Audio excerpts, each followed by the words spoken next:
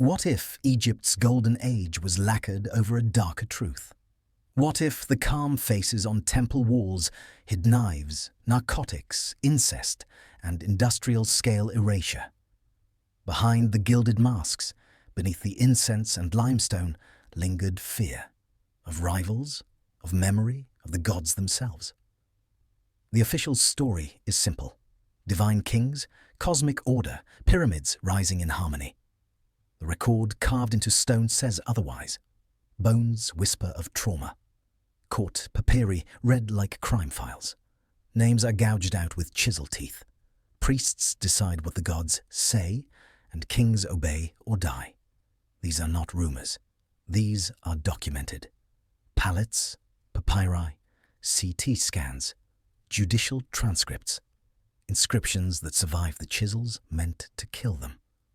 Tonight we dig beneath the sand and the sanctimony to unearth 25 of the darkest secrets the Egyptian pharaohs never wanted you to know.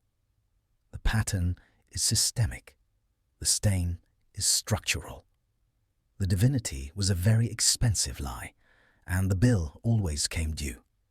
Every culture has its shadows, every civilization its brutalities. But Egypt's darkness is different, not in kind, but in preservation. The desert sand kept the receipts. The dry climate preserved the bodies.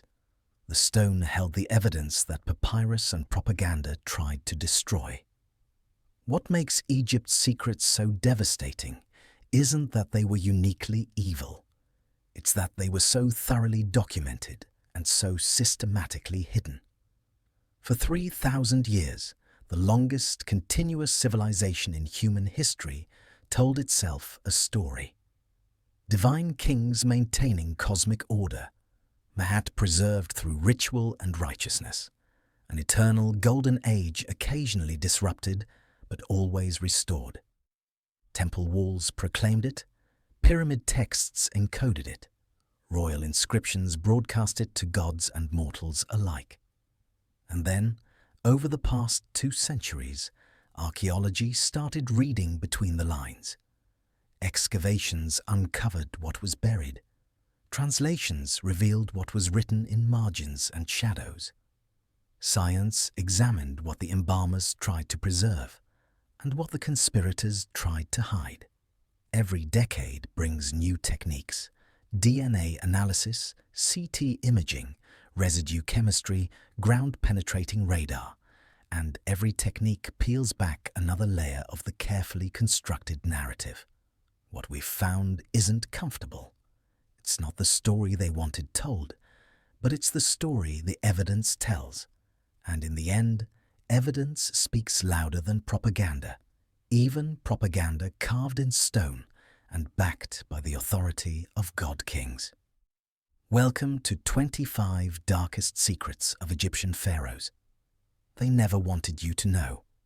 This isn't a parade of pyramids. It's a pattern of manipulation. God Kings, forged truth, ritualized control. If you're into verified darkness, archaeology meets autopsy, papyri read like indictments, subscribe. We do receipts, not rumors. Every claim you'll hear tonight is backed by archaeological evidence, scholarly consensus, or documented in the historical record. We're not here to sensationalize. Ancient Egypt does that job perfectly well on its own. We're here to read the monuments the way they were meant to be read, as both celebration and confession, as achievement and admission, as the full complexity of a civilization that lasted longer than any other and left evidence of every triumph and every transgression. Community roll call. Where are you watching from and what time is it? Midnight in Manchester, sunrise in Sydney, lantern light in Luxor? Are you an Egyptology student pulling an all-nighter before exams? A tourist who just got back from the Valley of the Kings with more questions than answers? A history teacher looking for material that'll wake up your students? A random insomniac who clicked for the pyramids and stayed for the palace coups? drop it below. Tell us what brought you here and what you think you know about Egypt. We'll show you what the sand kept hidden. Because here's what we're actually doing tonight. We're reading the monuments the way the ancients feared we would, out loud, in sequence, connecting dots they spent millennia trying to keep separate.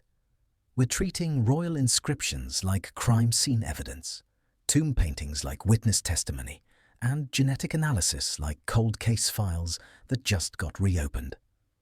The pharaohs controlled the narrative for 3,000 years. Tonight, the narrative loses control.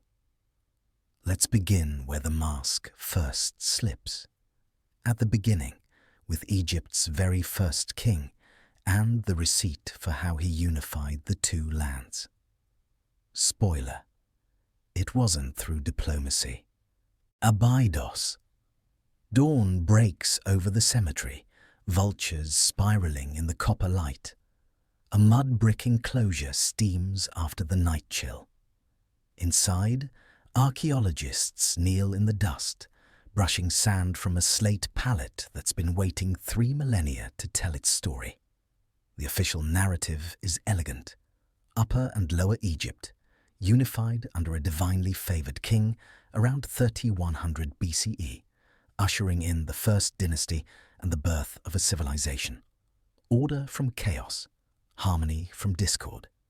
The palette itself, now in the Cairo Museum, shows Narmer wearing the white crown of Upper Egypt on one side, the red crown of Lower Egypt on the other. A perfect symbol of peaceful unification. Look closer. On the palette's obverse, Narmer raises a mace over a kneeling captive, his other hand gripping the man's hair. Below, 2 naked men lie sprawled, necks bent at impossible angles, dead. On the reverse, decapitated enemies are arranged in neat rows, their severed heads placed between their legs. At the bottom of the composition, a bull, representing the king, tramples another enemy while demolishing a fortified town. This isn't pageantry. It's a massacre receipt. The archaeological evidence supports what the iconography celebrates.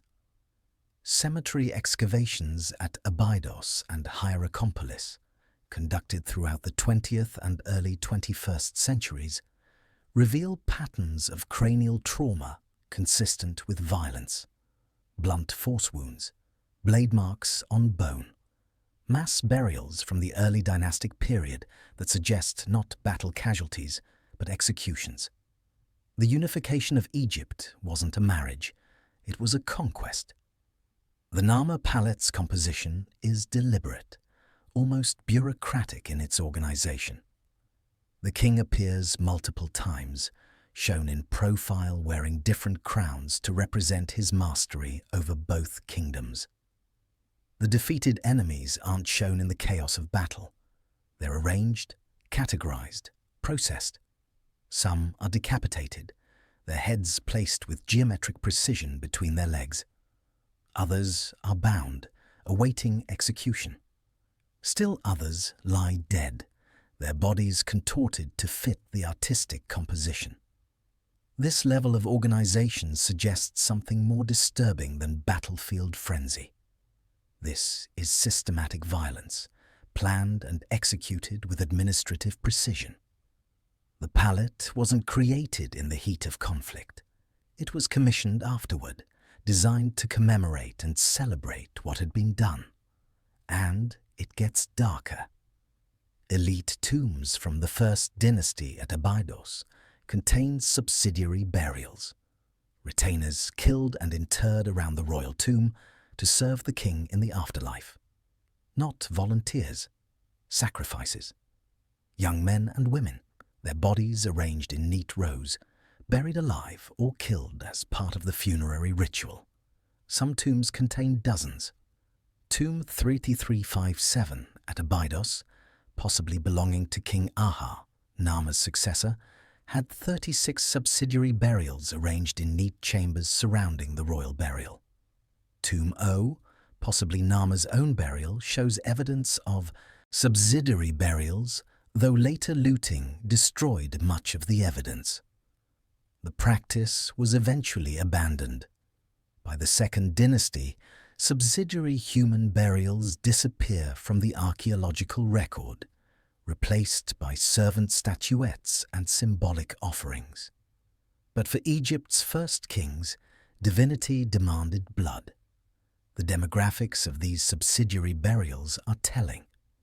Skeletal analysis shows mostly young adults, both male and female, in apparent good health at time of death. These weren't elderly servants dying naturally or battlefield casualties. These were individuals specifically selected and killed for burial with the king. Some skeletons show no signs of trauma, suggesting possible poison or asphyxiation. Others show perimortem injuries, wounds inflicted at or near time of death. Picture it. Soldiers in plaited kilts, their copper blades still tacky with blood, standing guard as workers dig subsidiary chambers. A scribe in the dawn light, carefully counting severed hands for the official tally, evidence in New Kingdom battle accounts shows this was standard practice for confirming enemy casualties. The smell of copper and dirt hangs heavy in the pre-dawn air. Somewhere in the distance, a woman screams. Family of the condemned, perhaps, or one of those selected for burial. The king's name is written in fresh paint over a name that was there before, claiming this victory, this land, this moment as his eternal achievement.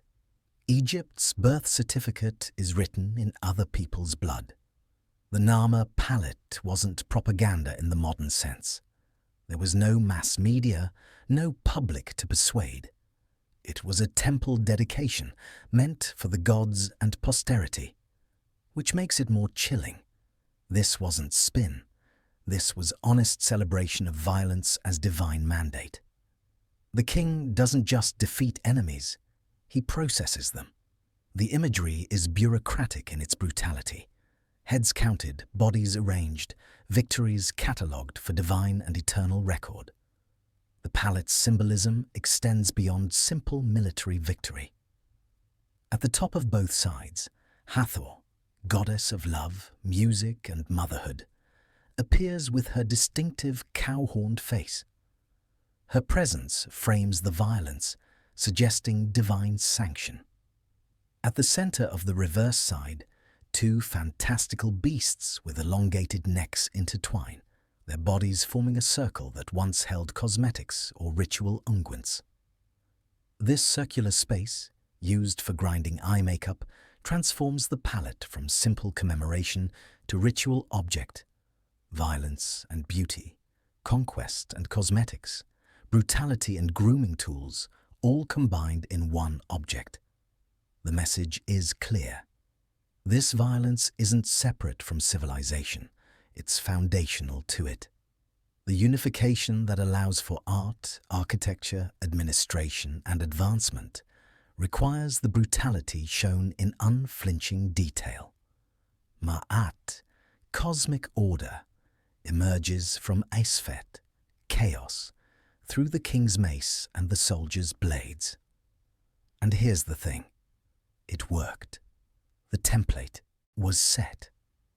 For the next 3,000 years, Egyptian kingship would fuse sanctity with violence, ritual with coercion, and truth with whatever version could be carved into stone. Later, kings would show themselves smiting enemies in ritualized poses that directly echo the Nama palette. The iconography became standardized, repeated on temples from the First Dynasty through the Ptolemaic period, a visual tradition spanning 3 millennia, all tracing back to this moment when violence was first made sacred.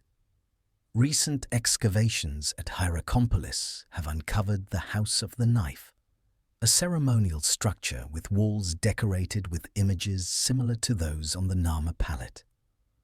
Among the finds, hundreds of animal bones from sacrifices, ceremonial maces like the one Nama wields, and fragments of human skulls showing perimortem trauma.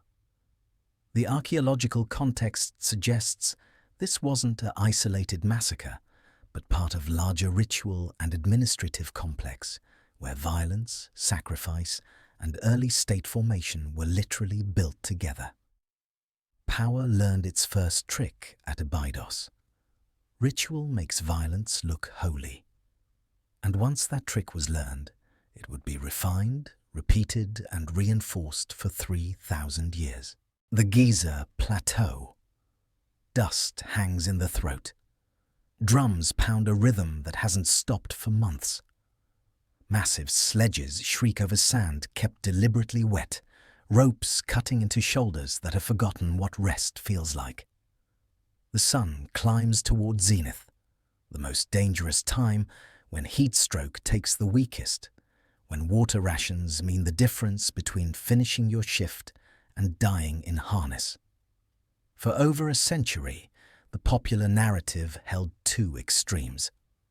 Either the pyramids were built by enslaved masses driven by whips, or they were constructed by proud volunteers participating joyfully in a national project. The truth lives in the uncomfortable space between, a space defined by state coercion disguised as religious obligation, economic leverage mistaken for free choice, and bodies broken in service to monuments meant to last forever. The evidence comes from the worker villages themselves. At Hayt el Ghurab, south of the Giza pyramids, archaeologists have excavated extensive barracks, bakeries, and workshops dating to the 4th dynasty. Mark Lehner's decades-long excavation has revealed a massive logistical operation. Industrial-scale bread production capable of feeding thousands. Fish processing facilities handling tons of Nile perch and catfish. Copper tool manufacturing workshops where blades were forged and resharpened constantly to keep pace with work demands. A machine designed to feed and house the workforce building Khufu's pyramid. The scale is staggering. The bakeries alone could produce thousands of loaves daily. Experimental archaeology suggests each worker needed approximately 9 pounds of bread and 2 jugs of beer per day to maintain the caloric output required for heavy construction labor. Multiply that by the estimated 10,000 to 20,000 workers, and you begin to understand the logistical achievement. This was one of history's first industrial-scale operations, predating anything comparable by millennia. And then there are the bodies. Osteological studies of cemetery remains near the pyramid sites tell a grim story. The skeletons show patterns of trauma consistent with heavy manual labor, degenerative joint disease in knees, hips, and spines from carrying heavy loads, compression fractures of vertebrae from loading stress, healed breaks in forearms from defensive injuries or falls, chronic arthritis developing in men and women barely past adolescence. These are the bodies of people who worked themselves into chronic pain before they turned 30. Some were treated. Evidence of medical intervention appears in the form of healed fractures with signs of splinting, skulls showing successful trepanation procedures, amputated limbs where infection was surgically stopped. The Edwin Smith Papyrus, though from a later period, describes trauma treatments that suggest sophisticated medical knowledge. The workers had access to medical care, which sounds humane until you realize the purpose, patched up just well enough to return to work. Because they had to. The workers weren't chattel slaves in the sense we might imagine. They weren't bought and sold, weren't foreigners captured in war. With some exceptions, prisoners of war did provide supplementary labor, particularly in later periods. They were Egyptians, fulfilling corvée labor obligations, a system where citizens owed work to the state. The Egyptian term bark encompassed both labor and servitude, a semantic flexibility that allowed the state to frame compulsory work as sacred service. Legally, it was service. Practically, it was compulsory. You couldn't just decide not to show up. Temple records and administrative papyri from later periods document penalties for shirking labor obligations: beatings, confiscation of property, reduction in ration distributions that could starve families. The Fourth Dynasty lacks such detailed administrative records, but there's no reason to believe the system was gentler in its earlier iterations. Graffiti left by work gangs under casing blocks gives us their names: the drunkards of Menkore, the followers of the powerful White Crown, the boat gang, the friends of Khufu. There's pride in some of this, the kind of dark humor that emerges when you're trapped in a terrible situation and decide to own it. Soldiers in terrible wars do the same thing, giving their units gallows humor nicknames. It's a coping mechanism, not evidence of enjoyment. But pride doesn't heal compression fractures. Camaraderie doesn't fix degenerative arthritis. And a sense of divine purpose doesn't unbreak vertebrae crushed under limestone blocks. Ration accounts on papyri and ostraca detail the bread and beer economy that kept the work going. Daily distributions were carefully calculated, tracked, adjusted based on work output and role. Skilled craftsmen, stonecutters, masons, architects, received higher rations and better quality food. More meat, wine occasionally, superior cuts of fish.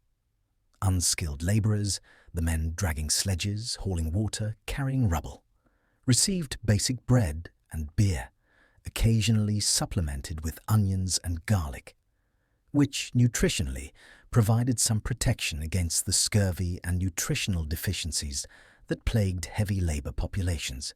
When rations failed, and we'll come back to this in detail later, the system ceased, which tells you everything about what motivated the labour.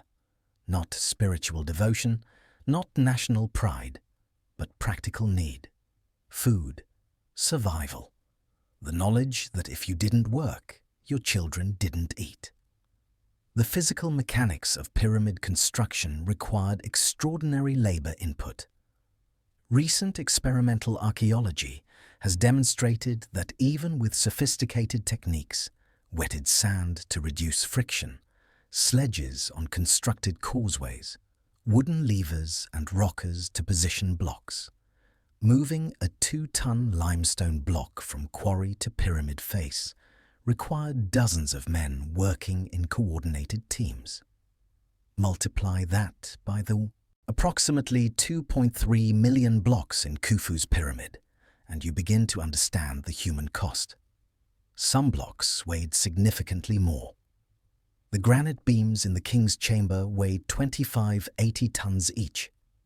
Moving them from Aswan to Giza, a journey of over 500 miles, required specialized Nile barges, coordinated with seasonal flooding, then unloading and positioning with extraordinary precision. The logistics required administrative sophistication and labor coordination on a scale not seen again until Rome's military engineering projects. Picture a worker at dusk, sitting outside his barracks, unwrapping a linen bandage from his forearm.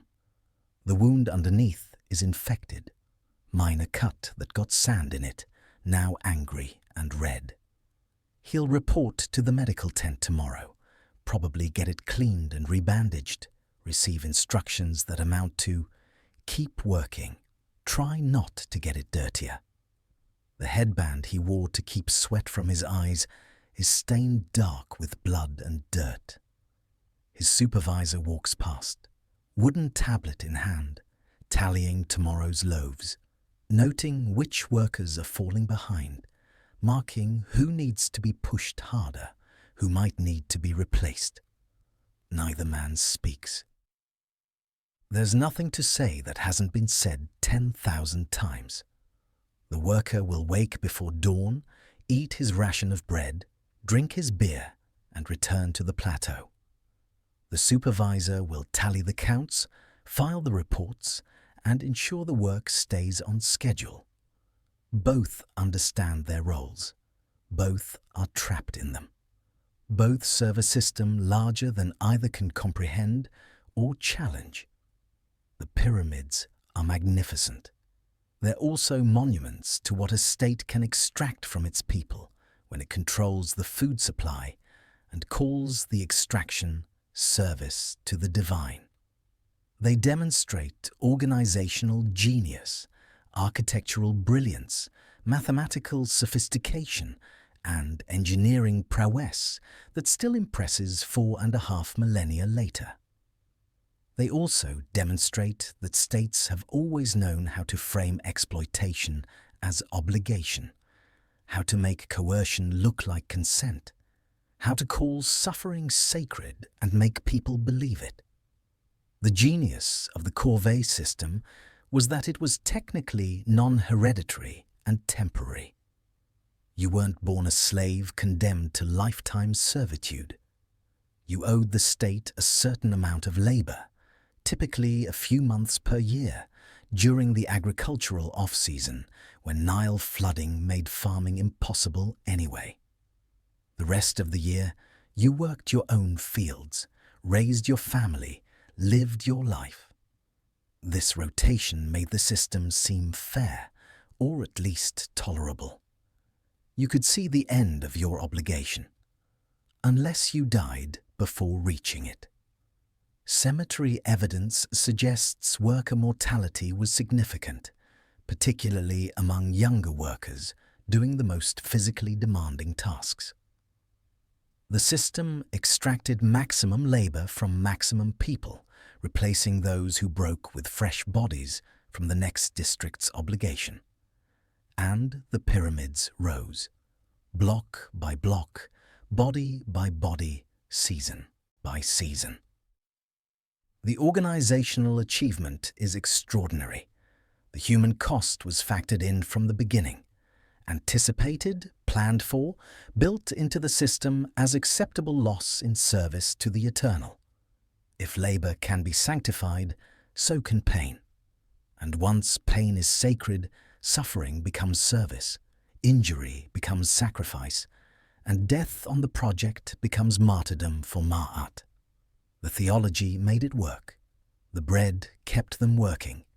The system persisted because it had to. The Pharaohs' eternal life depended on the pyramid's completion. And soon, even gods get hungry. The pyramid of Unas at Saqqara. Torchlight skates across interior walls, catching on hieroglyphs that spiral up toward darkness. The air is close, thick with centuries of accumulated silence, unchanged since the burial chamber was sealed in 2345 BCE.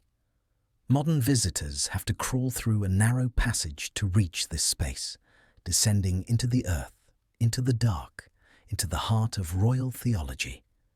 And there, carved into the limestone, is something that shouldn't exist in a religious text. The official story of Egyptian kingship emphasizes Ma'at, cosmic balance, order, harmony. The king upholds the universe by performing rituals, making offerings, speaking truth. He's the intermediary between humanity and the divine, the linchpin holding chaos at bay. Temple reliefs show him offering to the gods, receiving blessings, maintaining the careful balance between human and divine realms. Then there's the cannibal hymn. Utterances 273 and 274 of the pyramid texts, inscribed in the burial chamber of Unas, the last king of the 5th dynasty, present a theology so visceral it borders on carnivorous. The text describes the deceased king hunting, killing, and devouring the gods themselves to absorb their power. Not metaphorically, not symbolically, literally, with cooking instructions.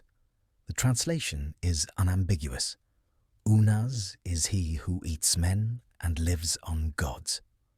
The hymn describes the king as a predator in the afterlife, lassoing gods like cattle, slaughtering them, cooking them in great cauldrons, and consuming them to steal their strength and magical potency. The larger gods are eaten at dinner, the medium ones at lunch, the smaller ones for snacks. It's systematic, industrial, organized like a menu or a processing facility. Their entrails are in his belly. That's a direct quote from the hieroglyphs. Not their essence, not their spiritual power through metaphorical consumption. Their entrails, their intestines, their physical bodies butchered and digested. The full text, as translated by Samuel Mercer and later refined by James Allen and Raymond Faulkner, includes passages that read like abattoir instructions. Khonsu slaughters the lords, he lassos them for Unas. He who lives on the being of every god eats their entrails when they come, their bodies full of Heka from the Isle of Fire. Heka, magic, power, the force that animates the cosmos. The gods are full of it. The king consumes them to take it. The theology is predation as apotheosis. The hymn continues with extraordinary specificity. It is Shezmu who cuts them up for Unas and cooks them for him in his evening meal pots. Shezmu is a god associated with wine pressing and slaughter, appropriate for this butchery. The evening meal is specified. This isn't vague cosmic merging. This is dinner. The old gods and the old goddesses become kindling under the kettles, while the old ones serve Unas. Sky rains, stars darken, the very vaults quiver, when they see Unas risen as a soul. The cosmos trembles. The gods themselves are terrified, and they should be. They're fuel and food for a predator wearing a crown. Egyptologists have debated the hymn's meaning for over a century. Some argue it's metaphorical. The king consumes divine power through ritual and knowledge, just as Christians symbolically consume Christ's body and blood in communion. Others point out that metaphor doesn't usually require specifying which meal gods get assigned to, or describing their intestines in the king's belly, or naming the specific divine butcher doing the cutting. The language is concrete: butchering, cooking, eating. The king's teeth tear, his throat swallows, his belly fills. The great ones are for his morning meal, the middle ones for his evening meal, the small ones for his night meal. That's a meal plan. That's portion control. That's dietary scheduling. What makes this profoundly dark isn't just the imagery, it's what it reveals about the theology of power. In this cosmology, divinity isn't something freely given, it's something taken by force. The king isn't chosen by the gods, he preys on them. Predation becomes the foundation of divine authority. The relationship isn't priest to deity, servant to master, worshipper to worshipped. It's hunter to prey, predator to food source, consumer to consumed. Later, temple liturgies echo the motif in muted forms. Kings incorporating divine qualities, consuming offerings that transfer godly attributes, ritually eating sacred foods that contain divine essence. The cannibal hymn might be the raw version of ideas that later traditions made palatable. Temple offerings of bread and beer symbolically transfer divine power. Sacred bulls are slaughtered and consumed in rituals that echo this primal theology. But the original text doesn't bother with palatability or symbolic distance. The hymn also inverts the normal cosmic order. In most Egyptian texts, gods judge and consume offerings. Here, the king judges and consumes gods. Unas is he who presides over the offering. The fate of Unas is in his own belly. The king controls his own destiny through consumption. He doesn't receive power, he takes it. He doesn't pray for divine favor, he hunts divinity and eats it. The theological implications are staggering. If the king in the afterlife becomes powerful enough to hunt and consume gods, what does that say about royal power in life? If divine authority is something that can be seized and consumed, not just inherited or granted, then kingship becomes fundamentally predatory. The king isn't maintaining cosmic order through harmony and balance. He's enforcing it through superior power that exceeds even the gods. This may explain why the text was sealed in a burial chamber, carved where only the dead king and the gods could read it. This wasn't meant for public consumption, no pun intended. This wasn't temple liturgy recited for crowds. This was private theology, sealed in darkness, meant for the king's transformation in the afterlife, and perhaps to terrify or warn the gods themselves. Comparative analysis with other pyramid texts shows that this hymn, while extreme, isn't entirely isolated. Other utterances describe the king as a powerful force in the afterlife, someone who commands gods rather than serving them, who takes what he needs rather than requesting it. But the cannibal hymn takes these ideas to their logical, visceral extreme. Picture priests in the close darkness of Unas's burial chamber, white linen ghosting in torchlight, chanting these words over the dead king. Their voices echo off stone, amplified and distorted by the tight space. He eats their magic. He swallows their spirits. Outside, in the evening air, offerings burn. Bread, beer, meat, sacrifices sending smoke into the sky. The smell of cooked meat fills the tomb shaft, drifting down into the burial chamber, where these words describe cooking gods in pots, eating their flesh, digesting their power. Are they honoring the king, feeding him instructions for the afterlife journey, declaring what he is becoming, threatening the gods on his behalf? The ritual context is lost to time, but the words remain, shocking in their carnivorous precision. The cannibal hymn appears in modified forms in later pyramid texts, those of Teti, Pepi the Faun, Merenre, and Pepi II. Each version adjusts the king's name, but keeps the predatory theology. This wasn't a one-time aberration. This was a template, copied and reused across multiple royal burials. The theology persisted, even as the new kingdom developed more refined, less explicitly violent formulations of divine kingship. Modern readers often want to explain this away. Surely it's symbolic. Surely they didn't mean literal consumption. But the text's specificity resists such comfortable interpretation. When a text specifies morning, evening, and night meals, when it names the divine butcher and describes entrails in the belly, when it describes the mechanics of capture, slaughter, cooking, and consumption with procedural detail, at what point do we have to acknowledge that the metaphor is doing heavy lifting that the text itself doesn't require? Once theology excuses appetite, it can excuse almost anything, including the erasure of a queen who dared to be king. The cannibal hymn was never meant for public consumption, no pun intended.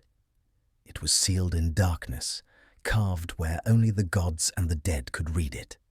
Which means it wasn't propaganda, it was doctrine. And doctrine, unlike propaganda, doesn't lie to those it's meant to serve. Deir el-Bahri, at dusk. Purple cliffs loom over the valley, the temple terraces glowing amber in the last light. A broken nose of a royal statue lies half buried in sand, its limestone surface scarred with deliberate chisel marks. Not damage from time or accident, deliberate, methodical destruction. Someone took time with this. Someone was paid to do this. Someone wanted this face unmade. Hatshepsut is one of ancient Egypt's most successful rulers and one of its most thoroughly erased.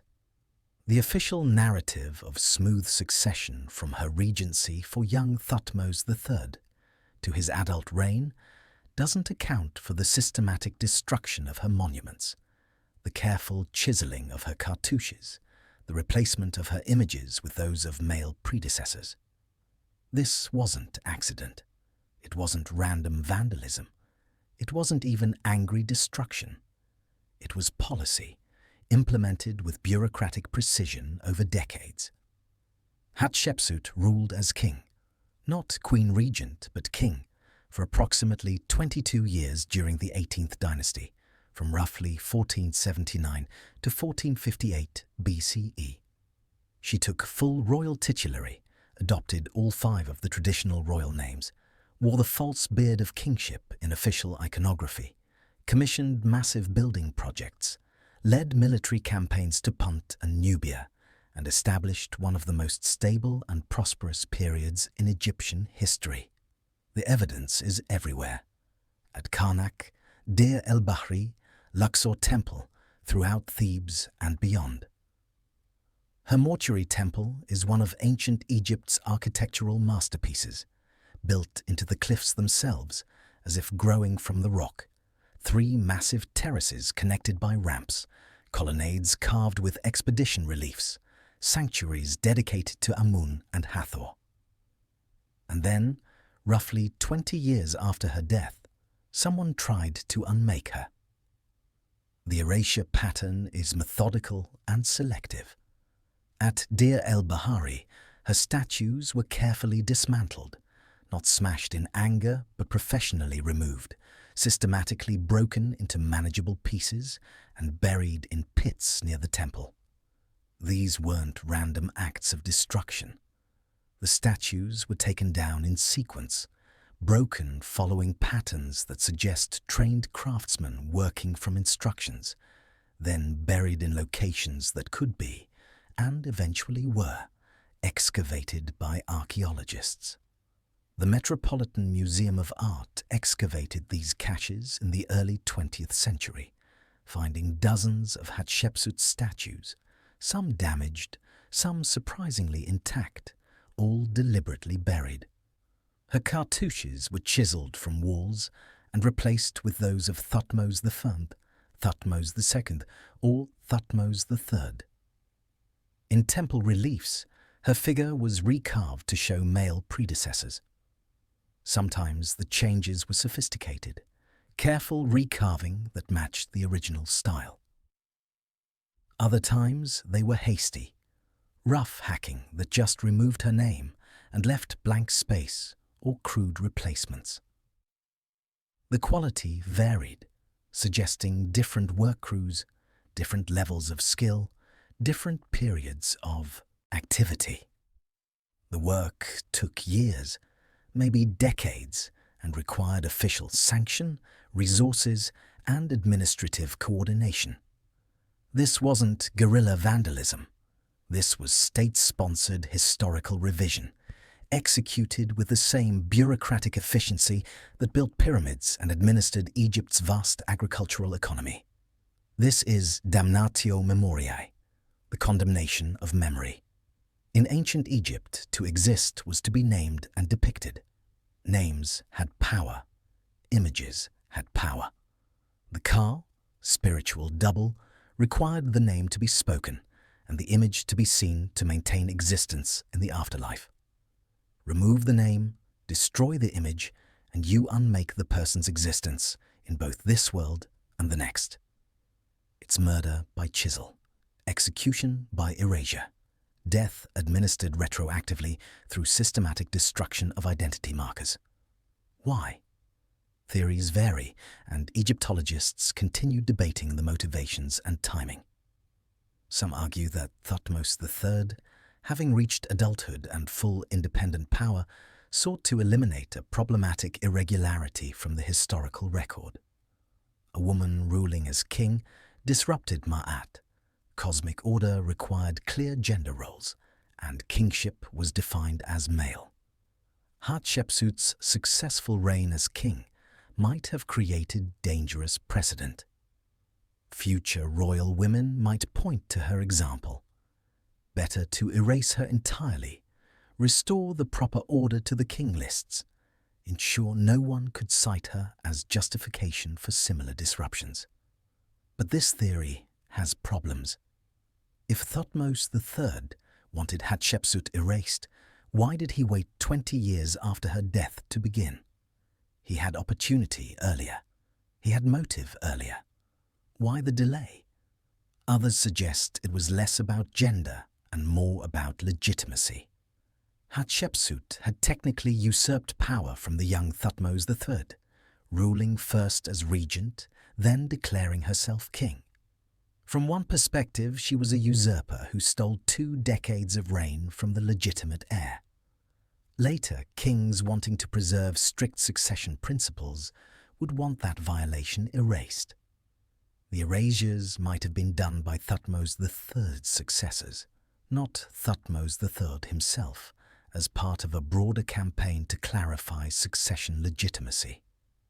Still others point to political factions after her death. Hatshepsut had supporters, officials who owed their careers to her. Perhaps a political party that remained influential after her death. The erasures might have been part of factional conflict, one group eliminating another's symbols and power bases. By the time Thutmose III was secure enough to move against Hatshepsut's legacy, her faction's influence had waned enough to make erasure politically safe. Recent analysis of the erasure patterns suggests a more complex timeline than simple posthumous revenge. Some cartouches at Karnak show partial erasures, her praenomen, throne name, erased, but her nomen, birth name, left intact, or vice versa. Some images show her in feminine dress left alone, while images of her in masculine royal regalia were targeted. This selective destruction suggests evolving policies or different priorities in different locations. What's clear is the intent: make her not have happened. Restore the king list to show unbroken male succession from Thutmose II to Thutmose III. Eliminate the anomaly. Correct the historical record to match what should have been rather than what was. But you can't fully erase someone who built in stone. Enough survived, hidden in foundation deposits, carved in hard-to-reach places, scattered in quarry debris, preserved in distant provinces where the erasure campaigns never reached or weren't pursued as thoroughly. In 2007, Zahi Hawass announced a CT scan match between a tooth from a storage box labelled Hatshepsut and a tooth socket in an unidentified obese female mummy from KV60. The mummy had been discovered decades earlier but misidentified as a wet nurse. DNA analysis and physical characteristics now suggest this is likely Hatshepsut herself. The king who was unmade, found again in a wooden box, her name written on the side in hieratic script. The irony is profound. The erasure meant to eliminate her from history, instead, made her one of Egypt's most famous rulers. The systematic destruction of her monuments created archaeological puzzles that drew scholarly attention. The deliberate burial of her statues preserved them better than leaving them standing would have. The attempt to erase her ensured she'd be remembered, studied, analysed, and eventually celebrated as one of history's most successful female rulers. Picture it: a woman wearing the blue crown, the Neme's headdress striped in gold and lapis, the false beard's leather strap biting into skin, uncomfortable but necessary for the iconography of kingship. coal-lining eyes that know every courtier is counting the days, calculating odds, making contingency plans. She's reviewing building plans for Deir el-Bahri, approving expedition accounts from Punt, receiving tribute from Nubian territories, performing rituals in Karnak's sanctuary. She's doing everything a king does, and doing it well. The archaeological record shows a prosperous, stable reign with extensive building programs and successful foreign policy. Does she know it won't last beyond her death? Does she suspect that 2 decades hence, workers will arrive with chisels and orders, systematically removing her name from every surface where it appears? Does she imagine her statues buried in pits, her cartouches hammered into powder, her existence edited from official history? Or does she believe that the work itself, the temples, the obelisks, the trade expeditions, the peace and prosperity, will be enough? That you can't really erase someone whose buildings touch the sky? Decades later, the work gangs arrive. Stone dust rises in clouds as chisels strike cartouches. A foreman checks his list. This wall, this column, this relief. They work methodically, room by room, wall by wall, one cartouche at a time. They're being paid in grain and beer to kill someone who's already dead, to murder a name, to erase a king from eternity. They can't know they're failing. That 3.5 millennia later, she'll be more famous than many of the kings whose names they're carving to replace hers. That archaeologists will carefully excavate her buried statues, reconstruct her reign, translate her inscriptions, and tell her story to millions. If a king can be unmade on stone, a dynasty can be reset in flesh. And speaking of flesh, the workers who carved these monuments had their own power, their own leverage, and they weren't afraid to use it. Deir el-Medina, the workers' village on the west bank at Thebes. Usually, the sound of hammers on stone echoes from the valley, a percussion that marks time itself. Strike, strike, pause, strike. The rhythm of eternity being carved one chisel blow at a time. Today, silence. Oppressive, deliberate silence. Then, chanting. Men set down their copper chisels carefully. These tools are valuable, state property, inventoried. They walk away from the royal tombs they're excavating and decorating, away from the half-finished reliefs showing the king welcomed by gods, away from the corridors they've been cutting through solid rock. And they sit. They don't leave. They don't riot.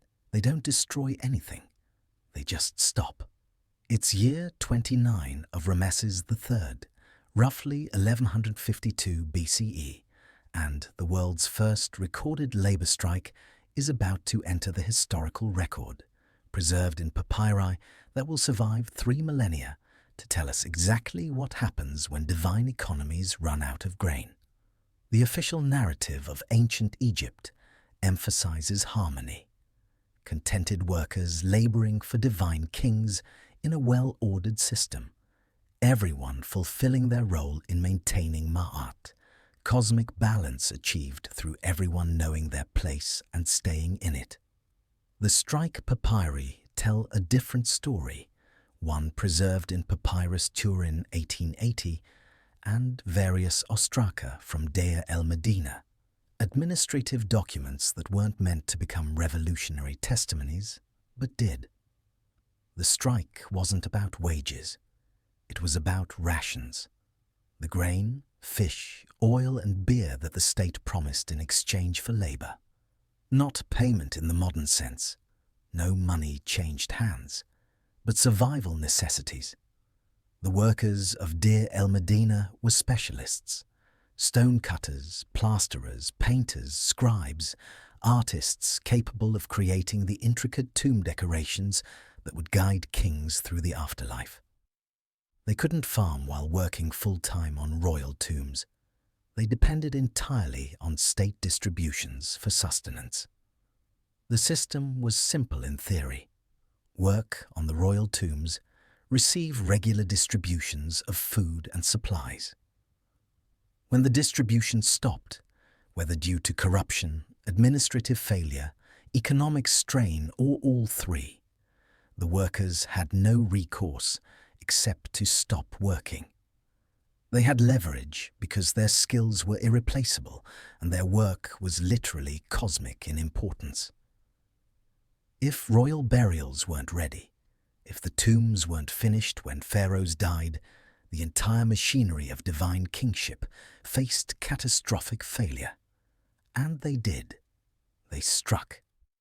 The papyrus records their actions in bureaucratic detail that makes the whole episode more vivid than any dramatic retelling could. We are hungry. 18 days have passed in this month, and we have not received our rations. 18 days. More than half a month. These aren't people asking for raises or better working conditions. These are people whose families are going hungry because the state apparatus that's supposed to feed them has failed. The workers occupied temple precincts, staging sit-ins at the administrative gatehouses of Medinet Habu and other Theban temples. They weren't violent. They didn't attack officials. They didn't loot storehouses. They were strategic, disciplined, organized. They knew the temples were administrative centers, places where officials had to pass, where normal business had to be conducted. By occupying these spaces, they created maximum disruption with minimum destruction. They understood their leverage and used it without burning the system they depended on. Local officials scrambled. The papyrus records their panic in administrative prose. Officials making promises, scrounging emergency rations from temple stores, borrowing from Peter to pay Paul, trying to restart work without addressing the underlying problem. The workers returned to work after receiving promises and partial payments, then struck again when promises weren't kept. The cycle repeated multiple times across year 29. The documents record at least 5 separate work stoppages, possibly more. The papyrus is damaged in places. First stoppage, 8th month, 18th day without rations. Workers occupied the temple precinct. Officials located 2 months back rations. Work resumed. Second stoppage, 1 month later. Rations failed again. Workers sat down again. This time they occupied multiple temple gates simultaneously, showing coordination and planning. Third stoppage, similar pattern. Fourth and fifth stoppages, documented with less detail but clear evidence of continued conflict. This wasn't chaos. It was organized labor action. The workers had spokesmen who negotiated with officials. Their names appear in the papyrus. The scribe Amanakht, the foreman Khonsu, others whose titles suggest leadership roles. They made demands, negotiated terms, accepted compromises, then returned to strikes when compromises proved hollow. They understood collective bargaining 3,000 years before industrial unions codified it. The papyrus also preserves the workers' statements, their own words recorded by scribes. It is because of hunger and thirst that we came here. There is no clothing, no ointment, no fish, no vegetables. Pharaoh, our Lord, may he live, prosper, and be healthy. Send word to our Lord the Vizier about it. Even in protest, they maintain protocols. The standard formula, may he live, prosper, and be healthy, after the king's title. They're not revolutionaries trying to overthrow the system. They're workers trying to make the system function as promised. What's remarkable isn't just that they struck, it's that the state apparatus was so fragile that withholding labor threatened it. The divine machine ran on grain. When the grain stopped, everything ceased. No amount of religious authority, military might, or administrative complexity could substitute for the basic reality. Without food distributions, workers couldn't work. Without workers working, royal tombs stayed unfinished. Without finished tombs, divine succession machinery faced cosmic crisis. The economic context makes it grimmer. Year 29 of Ramesses III was a period of fiscal strain that shows up in multiple types of evidence. The Sea People's invasions had disrupted Eastern Mediterranean trade networks. Temple inscriptions document military campaigns draining treasury resources. Administrative papyri show declining grain reserves in temple storehouses. The copper-based economy that paid workers was experiencing what amounts to a recession, not enough resources to maintain all obligations simultaneously. The workers at Deir el-Medina were skilled specialists receiving relatively high rations compared to agricultural workers. If they weren't being paid, imagine the situation for everyone else. The strikes we know about are probably just the visible tip of larger systemic failures throughout the Egyptian economy. Picture a foreman named Amenacht. We know his name from multiple ostraca. Standing at the gatehouse of Medinet Habu, dusty linen kilt wrapped around his waist, addressing a scribe who won't make eye contact. Behind him, 24 workers sit in the shade, waiting. Some are older, grey-bearded men who've been decorating tombs for decades. Others are young, barely past apprenticeship, supporting new families. They've brought water, they've brought determination. They're not leaving until they get their rations, or clear answers about when rations will arrive. The scribe promises tomorrow. Tomorrow the grain will arrive. Tomorrow the distributions will resume. Tomorrow everything will be resolved. The workers have heard tomorrow for 18 days. They don't move. Amenacht shares his own ration that night. Half a loaf of bread, darker and grittier than proper white bread, but still sustenance, with a younger man who has a wife and infant daughter to feed. The younger worker's name is lost to history, not recorded in the ostraca, but his hunger was real. His daughter's hunger was real. That shared bread was someone's dinner, split between two families because the state couldn't deliver what it promised. In the darkness, someone curses softly, the words swallowed by sand and night air. Someone else starts a chant, not a work song, not a hymn, but something new. A rhythm of protest, words about hunger and promises, about work and waiting, about painting gods on walls while their own children go hungry. Others join. The chant echoes off temple walls that show Ramesses III offering to gods, receiving divine favor, maintaining Ma'at. The irony isn't lost on anyone. The strike papyri are extraordinary documents because they reveal the machinery behind the facade. Egypt's monumental projects, the pyramids, the temples, the tombs, required vast logistical coordination. Grain had to be grown, harvested, stored, transported, distributed. Workers had to be recruited, housed, fed, supplied with tools. Administrative apparatus had to track everything. Ration lists, work assignments, tool inventories, progress reports. When one component failed, the distribution of rations, the whole system ground to a halt. The workers weren't slaves who could be beaten into compliance. They were skilled craftsmen with institutional knowledge, irreplaceable expertise, and they knew it. The state needed them more than they needed the state, at least in the short term. In the long term, everyone starved if the system collapsed. But in the short term, leverage shifted. The divine economy ran on very earthly fuel: barley for bread, emmer wheat for beer, Nile perch for protein, oil for cooking, and lamps. Take away any component, and the system couldn't function regardless of how many priests chanted, how many rituals were performed, how much gold covered temple walls.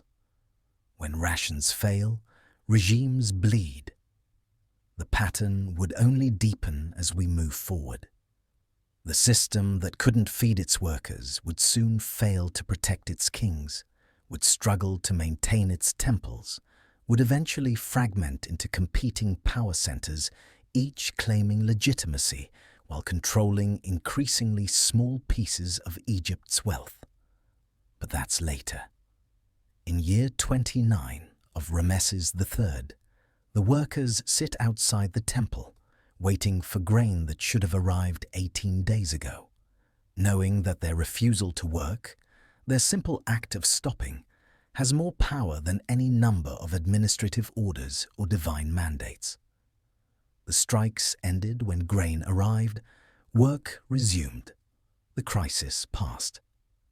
But the precedent was set. When the divine economy fails to deliver earthly necessities, divine authority means nothing. Workers will sit, tombs will stay unfinished, and Pharaoh's eternal life depends on bread deliveries as much as it depends on ritual purity. The tomb painters went back to work, painting gods on walls, knowing that gods need food as much as mortals do, and sometimes even more desperately. Valley of the Kings, tomb, KV-62. Howard Carter's lantern catches gold. So much gold it seems to breathe in the flickering light, reflecting and multiplying until the whole chamber glows. The air smells of resin and time, undisturbed for 3,000 years, until a chisel broke through the sealed doorway. Carter wrote in his journal, "At first, I could see nothing. But presently, as my eyes grew accustomed to the light, details of the room within emerged slowly from the mist. Strange animals, statues, and gold. Everywhere the glint of gold. 3 millennia later, in 2005 and 2010, CT scanners would reveal what the gold concealed. A genetic catastrophe playing out in bone structure, deformities, and DNA markers that tell a story of a family tree that had become a closed loop, folding back on itself until genetic disaster was inevitable. The official story: Tutankhamun, the boy king who restored Egypt after the Amarna heresy, died young in a chariot accident or from complications of a leg injury. Tragic, but straightforward. A healthy young king cut down by misfortune, buried with unprecedented wealth, sleeping peacefully until Carter found him. The dark truth is in his DNA, and his DNA doesn't lie. In 2010, a comprehensive genetic study published in the Journal of the American Medical Association analyzed DNA from 11 royal mummies spanning 5 generations of the late 18th dynasty, including Tutankhamun. The research team, led by Zahi Hawass and including geneticists from Germany and Italy, extracted DNA from bone samples, analyzed genetic markers, and reconstructed family relationships with scientific precision. The results were unambiguous and deeply unsettling. Tutankhamun's parents were full siblings, not distant cousins, not half-siblings sharing one parent. Brother and sister, children of the same father and mother who produced a son together. This wasn't speculation based on damaged inscriptions or ambiguous iconography. This was genetic analysis showing characteristic markers of intense inbreeding. Homozygosity levels consistent with multi-generational incest, genetic abnormalities that accumulate when the gene pool shrinks to a puddle, when a family tree becomes a family wreath. The study identified the mummies genetically with extraordinary precision. The male from KV55, whose identity had been debated for a century, was identified through DNA analysis as Tutankhamun's father, almost certainly Akhenaten, based on genetic relationships to other identified mummies. The female from KV35, known as the Younger Lady, was identified as Tutankhamun's mother. Then came the revelation that stopped careers and rewrote textbooks. These two individuals shared the same parents. They were full siblings. The study's conclusion was diplomatic but clear. The statistical analysis revealed that the mummy KV55 and KV35YL have the same parents and are therefore full siblings. This wasn't an accident of preservation or a quirk of interpretation. The genetic evidence was definitive. Tutankhamun was the product of incestuous union between brother and sister, who themselves may have been products of similarly close inbreeding in previous generations. The policy of keeping the divine blood pure had become a genetic hazard, a slow-motion catastrophe playing out over generations until it produced a boy who couldn't walk properly, who suffered chronic pain, who was likely immunocompromised, and who died at approximately 19 years old. CT scans and physical examinations reveal the consequences written in bone and tissue. Tutankhamun had a clubfoot, malformation of the left foot, where bones and connective tissue developed abnormally, resulting in twisted bone structure. The condition was severe enough to cause significant mobility impairment. He had Köhler disease, a vascular necrosis where bone tissue dies from lack of blood supply, in his left foot, causing progressive deterioration and chronic pain. He had a cleft palate, incomplete fusion of the palatal shelves during fetal development. He had a pronounced overbite, malocclusion severe enough to affect jaw function and appearance. His spine showed early degenerative changes despite his youth, curvature abnormalities that would have worsened with age.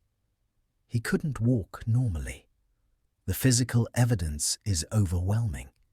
His tomb contained over 100 walking sticks, many showing wear from actual use, grooves worn into handles from hands gripping them repeatedly. These weren't ceremonial staffs. These were medical devices, mobility aids that he needed to move around his own palace. Orthopedic sandals were found in the tomb, specially designed with built-up heels and extra padding to accommodate his foot deformity and make walking less agonizing. Some showed extensive wear. He used these daily, a teenage king who needed a cane to cross a room. The inbreeding wasn't Tutankhamun's parents' invention.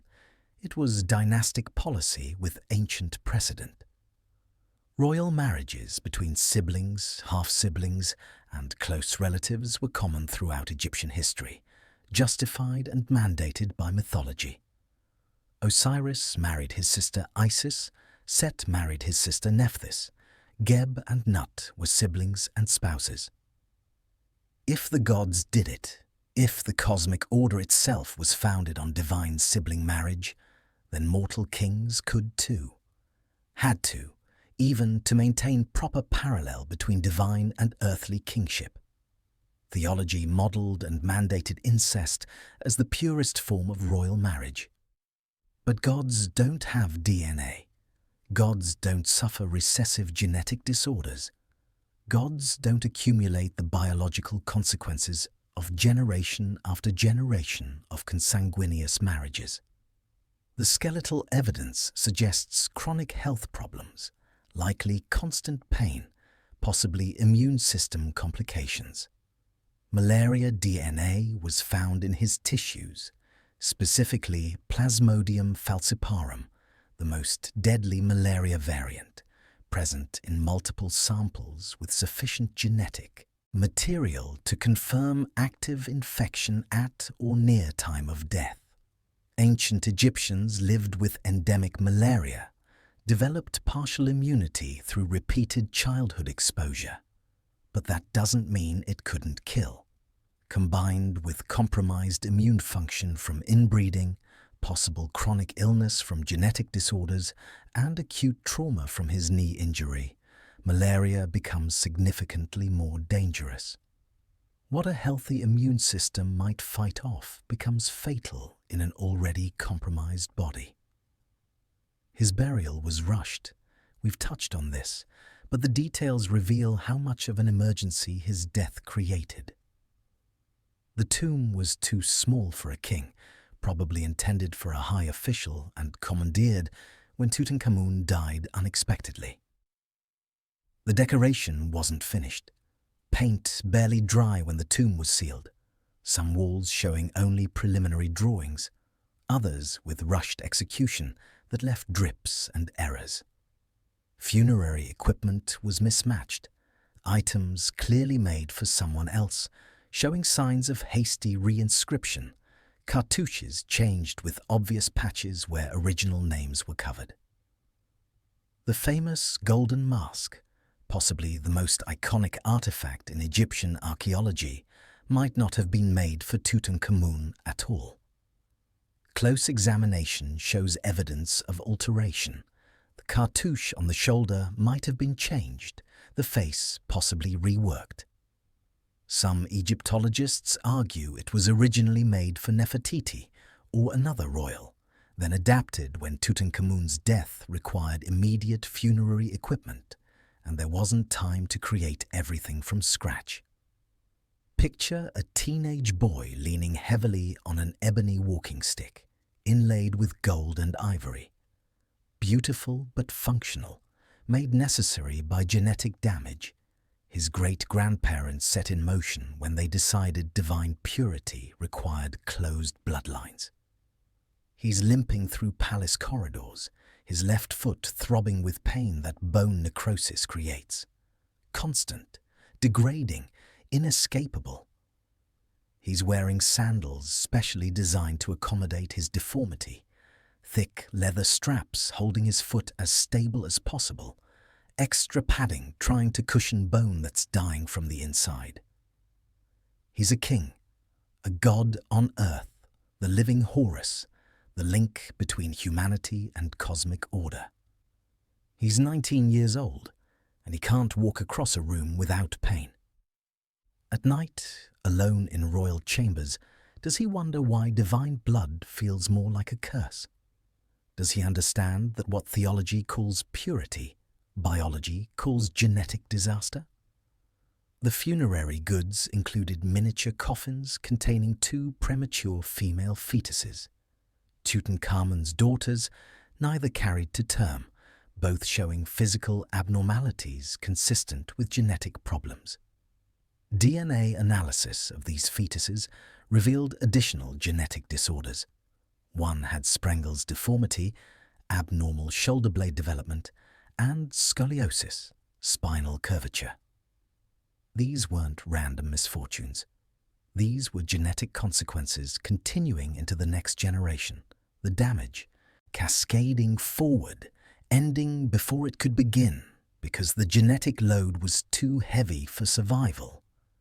The family line was consuming itself, each generation more damaged than the last. The closed loop of royal marriage producing progressively more compromised offspring, until finally the loop couldn't sustain itself, and the bloodline ended with a teenager who couldn't walk, whose daughters couldn't survive gestation, whose dynasty died with him because there were no viable heirs. Divine purity reads like a quality control failure written in bone, documented in DNA, preserved in walking sticks and orthopedic sandals, and miniature coffins holding fetuses that never took a breath. The genetic study's conclusion was careful, academic, diplomatically worded. Several pathologies, including Köhler disease II, were diagnosed in Tutankhamun. None alone would have caused death. Genetic evidence suggests that multiple disorders might have combined to finally cause the death of the young king. Translation: he was falling apart, and anything could have been the final straw.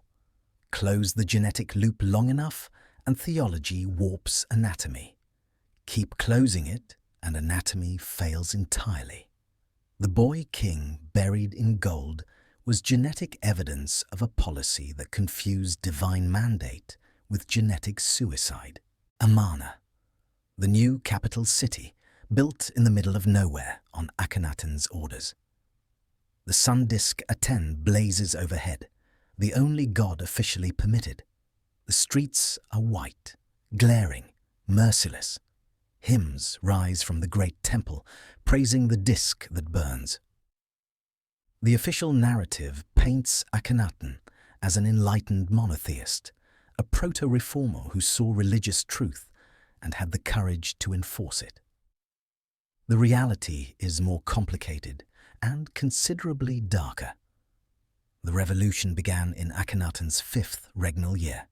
He changed his name from Amenhotep IV, Amun is satisfied, to Akhenaten, effective for the Aten. Then he closed the traditional temples, all of them. Amun's vast temple complexes at Karnak and throughout Egypt were shuttered, their priesthoods disbanded, their wealth confiscated. The temples had been economic engines, employers, landowners. Overnight, that infrastructure was redirected to the Aten cult, and to Akhenaten himself, the sole intermediary. Then he built Amarna, Akhetaten, horizon of the Aten, in the desert, far from Egypt's traditional power centers. Boundary stelae mark the city's limits, inscribed with Akhenaten's declaration that the Aten had chosen this virgin land, untainted by other gods' presence. The city rose fast. Mud brick houses, plastered walls, administrative buildings, the massive temple complex open to the sky so the Aten's rays could flood in. Thousands of workers and officials were relocated. Not asked. Relocated. The Amarna letters, diplomatic correspondence on clay tablets, reveal Egypt's international standing eroding during this period. Vassal states report invasions, request aid, complain of neglect. The letters go unanswered or receive pro forma responses. Egypt's foreign policy apparatus seems to have stopped functioning, while Akhenaten focused on his religious project. And then there are the bodies. Cemetery excavations at Amarna, particularly in the South Tomb Cemetery and Cemetery 1911, reveal skeletal evidence of heavy labor stress and malnutrition. Spinal degenerative disease, evidence of repetitive strain injuries, growth disruption patterns in juvenile skeletons, consistent with periodic malnutrition. These aren't the bodies of a thriving population. The artistic style changed dramatically under Akhenaten. The traditional idealized forms gave way to elongated heads, pronounced bellies, spindly limbs, exaggerated features. For decades, scholars debated whether this reflected a medical condition in the royal family or purely stylistic choice. The current consensus leans towards style, a deliberate break with tradition, a new aesthetic for a new theology. But style doesn't explain the stress fractures in workers' spines. The experiment lasted approximately 17 years. After Akhenaten's death, his successors, Smenkhkare briefly, then Tutankhamun, initiated the counter-revolution. The court moved back to Thebes. Amun's temples reopened. Akhetaten was abandoned, its mud brick walls left to crumble back into desert. And then the erasures began.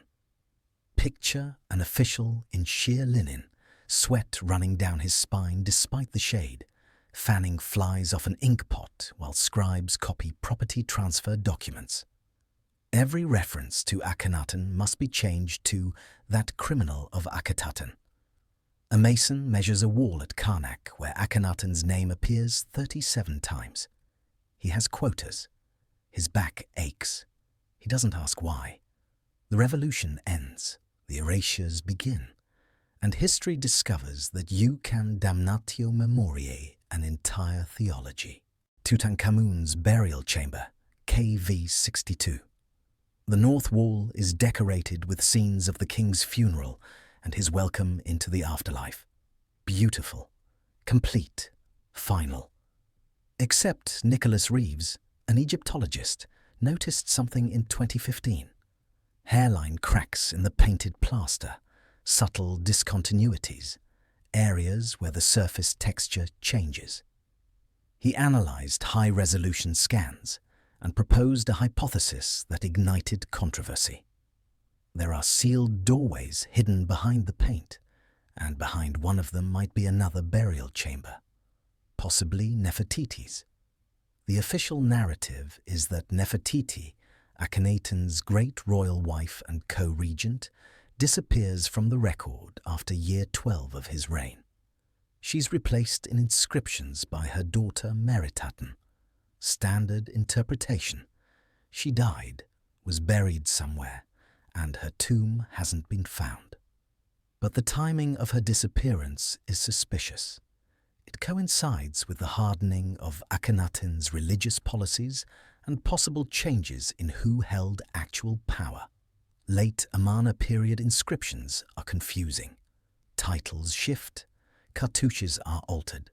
Some scholars argue Nefertiti adopted a co-regency name, Nefer-Nefer-Uaten, and ruled alongside or after Akhenaten. The evidence is fragmentary, deliberately obscured.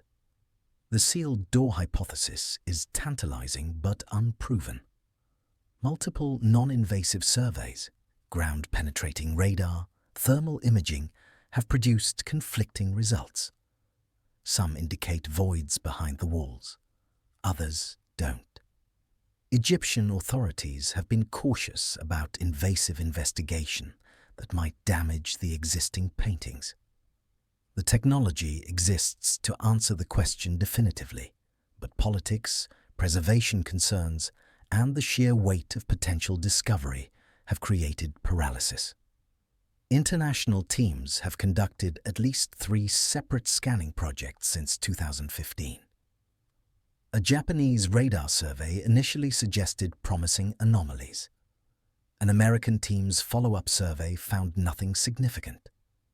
An Italian ground-penetrating radar study in 2018 claimed to detect corridors and metal objects behind the walls. Each survey used different equipment, different methodologies, and reached different conclusions. The scientific disagreement became public, embarrassing, and politically charged. What's certain is that Nefertiti held extraordinary power during her time. She's depicted performing ritual acts usually reserved for kings, smiting enemies, wearing the blue crown, offering to the Aten. In some reliefs, her image is the same size as Akhenaten's. Parity, not subordination. In the famous Berlin bust, she wears the tall blue crown associated with royal authority. She wasn't just a consort, she was a co-ruler, a theological partner in Akhenaten's religious revolution. And then nothing. No confirmed burial, no mummy identified definitively as hers, no tomb discovered with her name intact. For a woman of such prominence, such theological importance, such power, the silence is deafening. The late Amarna period is chaos in slow motion.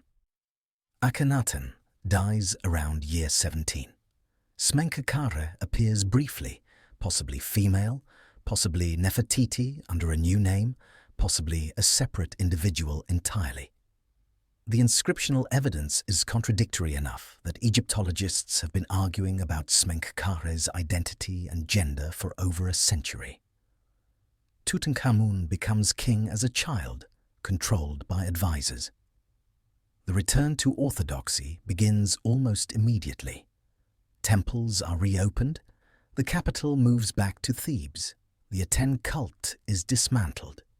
If Nefertiti survived into this period, and some scholars argue she died earlier, around year 12, while others suggest she lived well into the post-Amarna transition, she would have been a problem, a living connection to the heresy, a symbol of the failed experiment, possibly still commanding loyalty among remaining Aten worshippers, or holding dangerous knowledge about the transition period. She'd seen everything: the rise of Atenism, the abandonment of Thebes, the construction of Akhetaten, the diplomatic collapse, Akhenaten's possible descent into theological extremism, and the scramble for succession. The purge that followed Akhenaten's death wasn't just about theology. It was about power, legitimacy, and rewriting recent history. Names were scratched from king lists. Monuments were dismantled, their blocks reused in other construction, with the heretical names facing inward, hidden. References were systematically eliminated. The goal was to make the Amarna period not have happened, to create a clean chronological narrative that jumped from Amenhotep III directly to the Restoration period, without acknowledging the theological chaos in between. Nefertiti, if she survived, would have known where the bodies were buried, literally and metaphorically. She would have known the details of royal succession, the circumstances of deaths, the political compromises. She would have been inconvenient for anyone trying to claim legitimate authority in the post-heresy period. Picture a queen in the darkness of her chamber, perfume cone melting in the heat, while footsteps echo in the corridor. Does she know what's coming? Does she understand that her theological partnership with Akhenaten, once celebrated in thousands of carved reliefs, has become a liability? Or later, a scribe receiving orders to copy archive documents with instructions to omit any reference to a woman who, for years, ruled beside a king and possibly after him. His brush hovers over papyrus. He hesitates. These are historical records meant for eternity. But orders are orders, and the new administration has made clear what happens to those who preserve inconvenient truths. He copies nothing with that name. The sealed door hypothesis remains unproven, stuck in technological and political limbo. But whether Nefertiti is behind a wall in KV62, buried in a lost tomb in the Valley of the Kings, interred at Akhetaten in a tomb that hasn't been found, or disposed of in some unmarked grave, the pattern is clear. She became inconvenient, and inconvenient people vanish from Egypt's record. The most powerful woman in Egypt, co-regent to a revolutionary pharaoh, theological partner in religious transformation, leaves almost no archaeological trace of her death or burial. That's not accident. That's erasure. Even bodies become policy. Even queens disappear when the narrative requires it. Valley of the Kings, tomb KV55. Theodore Davis discovered it in 1907, and the confusion started immediately. A single chamber, flood-damaged, ransacked, containing a mummy in a coffin with defaced names and mismatched amulets. The burial looks like it was assembled from spare parts, on purpose. The official narrative for smooth dynastic succession requires clean identities and clear relationships. Royal burials should be identifiable, properly equipped, theologically correct. KV55 offers none of this. Instead, it presents an archaeological puzzle so deliberately constructed that over a century later, Egyptologists still argue about whose body lies inside. The coffin is magnificent but vandalized. Gold foil over wood, inlaid with colored glass that catches torchlight in ways that must have been stunning when new. The cartouches, The royal name enclosures that identify the deceased have been deliberately hacked out with systematic thoroughness. The face on the coffin mask has been removed, probably pried off with metal tools, leaving damaged wood underneath. Inscriptions reference a royal woman, but the body inside is male. The canopic jars, containers for preserved organs, are labeled Fakir, a wife of Akhenaten, but their contents don't match the body or the burial. This isn't random damage. This isn't tomb robbery. Robbers take valuables. They don't systematically destroy identification while leaving gold foil intact. This is something else. Deliberate obfuscation. The mummy itself is male, showing familial resemblance to Tutankhamun based on skull shape, dental patterns, and physical proportions. DNA analysis published in 2010 confirms close kinship, either father, uncle, or brother within the royal family. Physical anthropology suggests death between ages 25 and 45, though skeletal age estimation from this period has significant margins of error. Bodies subjected to mummification, especially bodies exposed to flood damage as this one was, don't preserve clear age markers. Bone fusion, dental wear, and joint degeneration can all be misleading. If the mummy is Akhenaten, he died younger than inscriptional evidence suggests. Reliefs and texts indicate he reigned for 17 years, becoming king in his late teens or early 20s, which should place his death in his late 30s at minimum. The skeletal age doesn't quite match. If it's Smenkhare, the ephemeral king between Akhenaten and Tutankhamun, the age fits better. Smenkhare appears to have been young, possibly a teenager, ruling briefly before disappearing from history. But why the deliberate confusion? The burial assemblage includes magic bricks inscribed for Akhenaten, protective devices placed in tomb walls to ward off evil forces. There's a gilded wooden shrine made for Queen Tiye, Akhenaten's mother, decorated with scenes showing her beside Amenhotep III. Canopic jars for Kia, whose disappearance from Amarna records is itself suspicious. And a coffin originally made for a woman. The proportions are wrong for a male body, the inscriptions had to be altered, the fit is awkward, but modified for a man. Nothing matches. Every component comes from a different burial context. It's archaeological noise, and that noise might be intentional. One theory: this is a clean-up burial after the Amarna heresy collapsed. When the court moved back to Thebes and the restoration began, someone needed to deal with Amarna period royals. They couldn't be left at Akhetaten.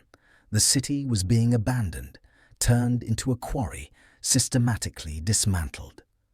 But they couldn't be given proper Theban burials either.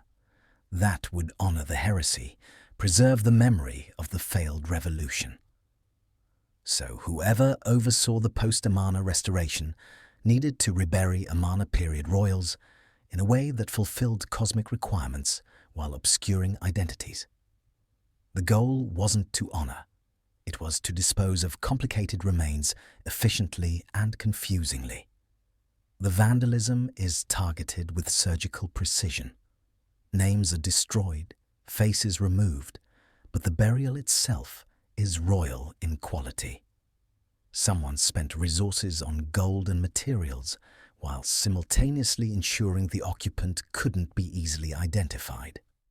That's not rage. That's not tomb robbery. That's policy. That's a bureaucrat following orders. Give them royal burial to avoid cosmic consequences, but make identification impossible to prevent historical clarity or veneration. The tomb's location is also odd. In the royal valley, yes, but in a minor, partially hidden position away from the grand tomb clusters. Not the massive tomb Akhenaten built for himself at Akhetaten, with multiple chambers and elaborate decoration. Not a proper major Theban royal tomb like those of Amenhotep III or Thutmose III. It reads as compromise, royal enough to satisfy theological requirements, but obscure enough to avoid attention. Picture the reburial team working by torchlight, consulting damaged papyri to determine which protective amulets go where. They're improvising, combining materials from multiple dismantled burials, following orders to complete the burial but make identification difficult. A supervisor scrapes gold foil cartouches off with a copper blade, carefully ensuring total removal without damaging the underlying wood structure too badly. Someone asks whose body they're reburying. Akhenaten? Smenkhkare? Does it matter? The supervisor doesn't answer. The order is to bury this body, use these materials, remove these names. The identity is specifically not their concern. Forensic examination of the mummy shows resin-glossed ribs and careful wrapping. This wasn't a hasty job despite the confusing contents. The embalmers knew what they were doing. They applied proper mummification techniques, used quality materials, followed correct procedures. They just didn't care, or weren't allowed to care, about maintaining clear identification or using matched burial equipment. KV-55 embodies the post-Amarna cleanup strategy. Respect cosmic requirements. Give royal dead the burials that theology demands, while erasing historical clarity through systematic vandalism. The ambiguity might be the point. If future generations couldn't identify who was buried there, they couldn't restore the names to king lists, couldn't venerate the heretic rulers, couldn't undo the historical erasure. When ink lies, steel answers. And sometimes, when even steel might tell too much, you bury the truth under enough confusion that even eternity can't sort it out. A CT lab in Cairo, 2005. Scanners hum, passing electromagnetic ghosts through a 3,000-year-old mummy. On monitors, bones appear in grayscale precision. A radiologist points to a knee. An Egyptologist leans closer. The boy king's death is still being investigated. The official narrative, established by Harry Burton's initial X-rays in 1968, suggested a blow to the head, possible murder. The skull showed damage, a fragment of loose bone inside the cranial cavity, evidence that looked suspicious. For decades, murder theories proliferated. I killed him to seize the throne. Horemheb orchestrated his death. A conspiracy of priests eliminated the last link to the Amarna heresy. Later CT scans in 2005 and subsequent analysis revised that assessment. The skull damage was likely post-mortem, either from embalming procedures or Howard Carter's investigation. The embalmers would have needed access to the brain cavity to remove the brain, standard mummification procedure. Carter's team, working in 1922 with cruder tools and less concern for preservation than modern archaeologists would have, damaged the mummy while extracting it from nested coffins glued together with resin. So not murder, at least not murder evidenced by skull trauma, but not simple either. The scans revealed significant left knee trauma, a severe fracture that penetrated the skin, exposing bone and creating an open wound. In ancient Egypt, before antibiotics, before antiseptic, before any real understanding of infection, open fractures often became fatal. Bacteria would colonize the wound, infection would spread to surrounding tissue, and eventually the bloodstream, and death would follow within days or weeks. The embalmers had packed the wound area with linen and resin, trying to preserve damaged tissue for the afterlife. This wasn't an old injury that had healed. This was fresh trauma when he died. The medical analysis gets more complex. DNA analysis published in 2010 detected Plasmodium falciparum DNA in Tutankhamun's tissues, the most deadly malaria variant, the one that kills most quickly. Ancient Egyptians lived with endemic malaria. The parasite was common in the Nile Valley, mosquitoes were everywhere, and malaria was probably a recurring childhood illness for most people. But that doesn't mean it couldn't kill. Combined with compromised immune function from generations of inbreeding, Tutankhamun's parents were full siblings, creating genetic vulnerabilities, and possible complications from the knee infection. Malaria becomes significantly more dangerous. He also had Köhler disease, a bone disorder affecting the feet, plus a clubfoot that would have made walking difficult and painful. Multiple walking sticks were found in his tomb. Not ceremonial ones, but practical aids showing heavy wear. Some depict him seated while hunting or performing rituals, unusual for royal iconography that typically shows pharaohs as physically perfect. So, was it a chariot accident? Tutankhamun's tomb contained 6 chariots, elaborately decorated, clearly important to his identity, or at least to how he wanted to be remembered. Chariot accidents were documented hazards for Egyptian royalty. Amenhotep II nearly died in a chariot crash. Other kings mention dangerous incidents in their annals. Chariots were fast. The terrain around Thebes is rocky, and accidents happened. But could Tutankhamun even operate a chariot effectively? He had a clubfoot, bone necrosis in his foot bones, and needed walking sticks. Modern biomechanical analysis suggests he might have been able to ride in a chariot, but probably couldn't manage the complex footwork required to drive one. Some scholars suggest he rode but didn't drive, standing in the chariot while someone else controlled the horses. Others argue the chariots were purely ceremonial, never used, included in the tomb as symbols of royal power rather than practical equipment. Or was there foul play without direct violence? No direct evidence supports murder, but the political situation was volatile. Tutankhamun was young, probably 18 or 19 when he died, possibly childless except for the 2 stillborn daughters buried with him in miniature coffins. Multiple factions vied for control. I, the vizier, with administrative authority and proximity to power. Horemheb, the military commander, with army backing and strategic control. The remnants of Amarna loyalists, hoping for restoration. The restored Amun priesthood, demanding complete purge of the heresy. A living king, even a weak one, even one who couldn't walk unassisted, was an obstacle to all their plans. His death created opportunity, succession crisis, power vacuum, chance for whoever moved fastest and most decisively.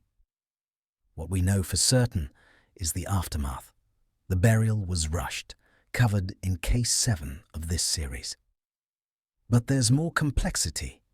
Tutankhamun's funerary provisions included items clearly made for others. The miniature coffins containing the stillborn fetuses were originally inscribed for a different burial. Someone had scraped off previous names and carved Tutankhamun's cartouches.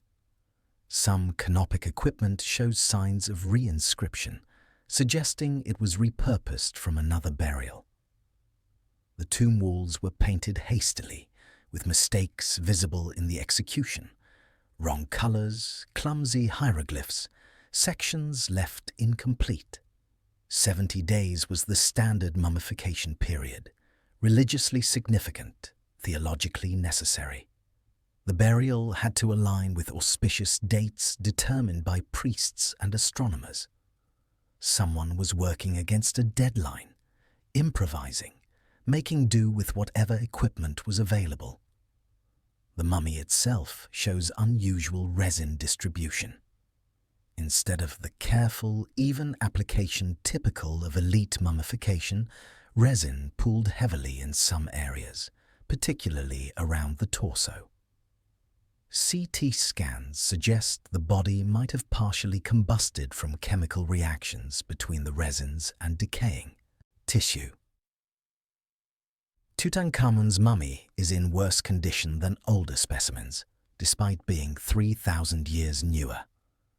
The excessive resin might indicate hasty work, poor quality materials, or deliberate attempts to cover up something about the body's condition. Picture: linen pads carefully positioned under a damaged knee, embalmers working faster than ideal, someone making decisions about which protective amulets go where, while courtiers argue in an antechamber about succession. Outside, in the palace, a widow writes a letter that should not exist, reaching out to Egypt's enemy because everyone inside Egypt wants to use her. The only certainty is that his death triggered a crisis. Within days, that widow had written a desperate letter to the Hittite king, begging for a foreign husband. A political scramble ensued, leaving bodies, actual and metaphorical, in its wake. Accident, disease, or murder? The answer might be yes.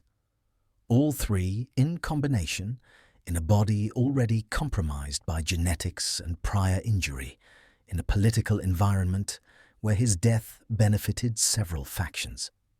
He probably died from infection following the knee fracture, complicated by malaria and existing health problems.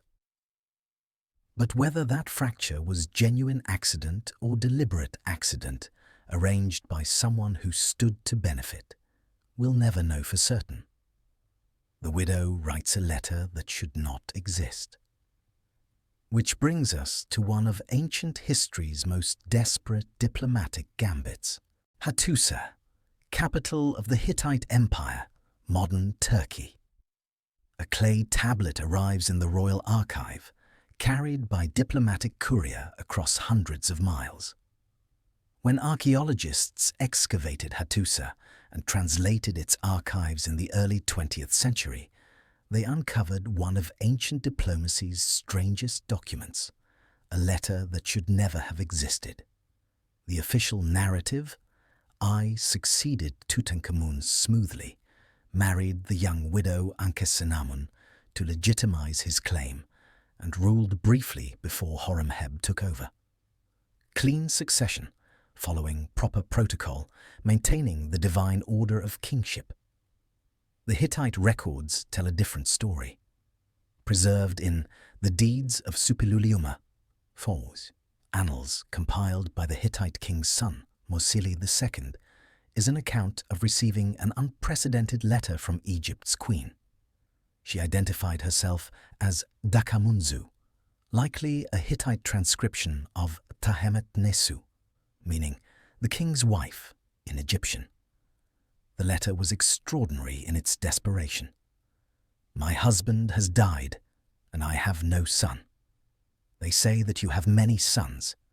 You might give me one of your sons, and he would become my husband. I will never take a servant of mine and make him my husband. I am very much afraid. Read that last sentence again. I am very much afraid. This is unprecedented in ancient Near Eastern diplomacy. Egypt was a superpower, wealthy beyond measure, militarily dominant, culturally superior in its own estimation.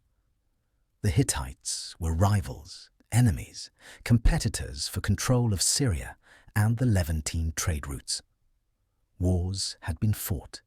Treaties had been broken. These kingdoms did not trust each other, did not ask each other for help, certainly did not admit weakness or fear. Egyptian queens did not beg foreign kings for anything. The very act of writing this letter was scandalous, possibly treasonous, definitely a violation of protocols so severe that it suggests panic, isolation, and immediate danger. This wasn't diplomatic negotiation. This was a cry for help from someone who saw no options remaining within Egypt itself. Suppiluliuma didn't believe it. He thought it was a trap, some elaborate Egyptian scheme to lure a Hittite prince to his death, or capture, creating international incident or embarrassment. The Hittites and Egyptians had been fighting proxy wars in Syria for generations. Trust was non-existent. So Suppiluliuma sent an envoy, Hattusaziti, to Egypt to verify the letter's authenticity, to determine if this was real or ruse. The envoy returned with confirmation. The letter was genuine. The Egyptian queen was real, desperate and insistent. She sent another message, more urgent than the first. "Why do you say they are deceiving me? If I had a son, would I write to a foreign country in a manner humiliating to me and my country? You do not trust me, and you even say so to me. He who was my husband is dead, and I have no son. Should I perhaps take one of my servants and make him my husband? I have written to no other country. I have only written to you. They say you have many sons. Give me one of your sons, and he will be my husband, and he will be king in Egypt." The repetition of "I am afraid" and the emphasis on humiliation reveals everything about her situation. She's not negotiating from strength. She's begging. She's terrified. And she's spelling out exactly why this unprecedented request makes sense. She has no male heir. She refuses to marry a commoner, which would compromise royal bloodline and legitimacy, and she's written only to Suppiluliuma, not shopping around, not playing kingdoms against each other, just desperately reaching for the only option she sees. Convinced, Suppiluliuma sent a prince, Zananza. The Hittite records describe preparations, the selection of the prince, his departure with military escort and diplomatic gifts. This wasn't just sending a son. This was positioning the Hittite royal family to potentially control Egypt's throne, one of ancient history's most audacious power plays. The prince never arrived. Hittite records state he was murdered en route to Egypt, or immediately upon arrival in Egyptian territory. The text is clear about Hittite anger and Egyptian guilt. When the people of Egypt heard of the murder of Zananza, they were afraid. Their lord had transgressed. Suppiluliuma blamed Egypt and launched military campaigns against Egyptian territories in Syria as retaliation, capturing cities and deporting populations. Who was Dakamunsu? Most scholars identify her as Ankhesenamun, Tutankhamun's widow, daughter of Akhenaten and Nefertiti. She'd already lived through extraordinary trauma: the Amarna religious revolution, the collapse of her father's theological experiment, probable deaths of siblings, the abandonment of Akhetaten, the return to Thebes, the restoration of traditional religion, possibly the disgrace or death of her mother. She'd been married to Tutankhamun, who was likely her half-brother or full brother, when she was perhaps 13, bearing 2 stillborn daughters during their brief marriage. Now, at approximately 19 years old, she faced forced marriage to an old man, possibly possibly Horemheb, possibly someone else entirely, to legitimize someone else's claim to the throne. She would be a broodmare, a legitimacy granter, a living connection to royal bloodlines that opportunistic men would exploit to claim kingship. The chronology fits precisely. Tutankhamun died, triggering the 70-day mummification period. During this window, Ankhesenamun would still technically be queen, the king's widow, not yet remarried, still holding some residual authority. The letters would have been sent during this interval, a desperate race between the embalming process and political maneuvering. Once the burial occurred and succession formalized, her window would close forever. The murder of Zananza suggests internal Egyptian factions moved decisively to prevent the marriage. A Hittite prince on Egypt's throne would have disrupted every power player's calculations. I would lose his path to kingship. Horemheb would lose military-backed authority. The restored Amun priesthood would face foreign control. Someone, we don't know who, though I is the prime suspect, ensured the prince died before reaching Egypt. An assassination on Egyptian soil or just inside Egyptian-controlled territory, sending a clear message: foreign intervention will not be tolerated. Picture: a young queen in her chambers in Thebes, scratching cuneiform characters onto wax tablets, or dictating to a scribe sworn to absolute secrecy, knowing that if this message is intercepted by internal factions, she's dead. The scribe's hands shake. What they're writing is treason, conspiracy, betrayal of Egypt to its enemy. But the queen is insistent. There's no other option, no path forward, except this impossible gambit. Across hundreds of miles, a Hittite prince rides toward Egypt with a military escort, carrying diplomatic gifts, probably nervous but excited about the extraordinary opportunity. He doesn't know that Egyptian factions have already decided he cannot be allowed to arrive. Assassins wait, Egyptian agents perhaps, or local allies, or opportunistic bandits paid to make it look like random violence. The prince dies, his escort is scattered or killed, and the diplomatic opportunity vanishes in blood. Ankhesenamun appears in Ai's funerary iconography as his wife. A signet ring found in antiquities markets, its provenance suspicious, but most scholars accept it as genuine, bears both their cartouches intertwined, formal announcement of royal marriage. After that, she vanishes from the historical record entirely. No tomb has been identified as hers. No burial goods bear her name. No further inscriptions mention her. No later texts reference what happened to the young queen who tried to betray Egypt's sovereignty to save herself.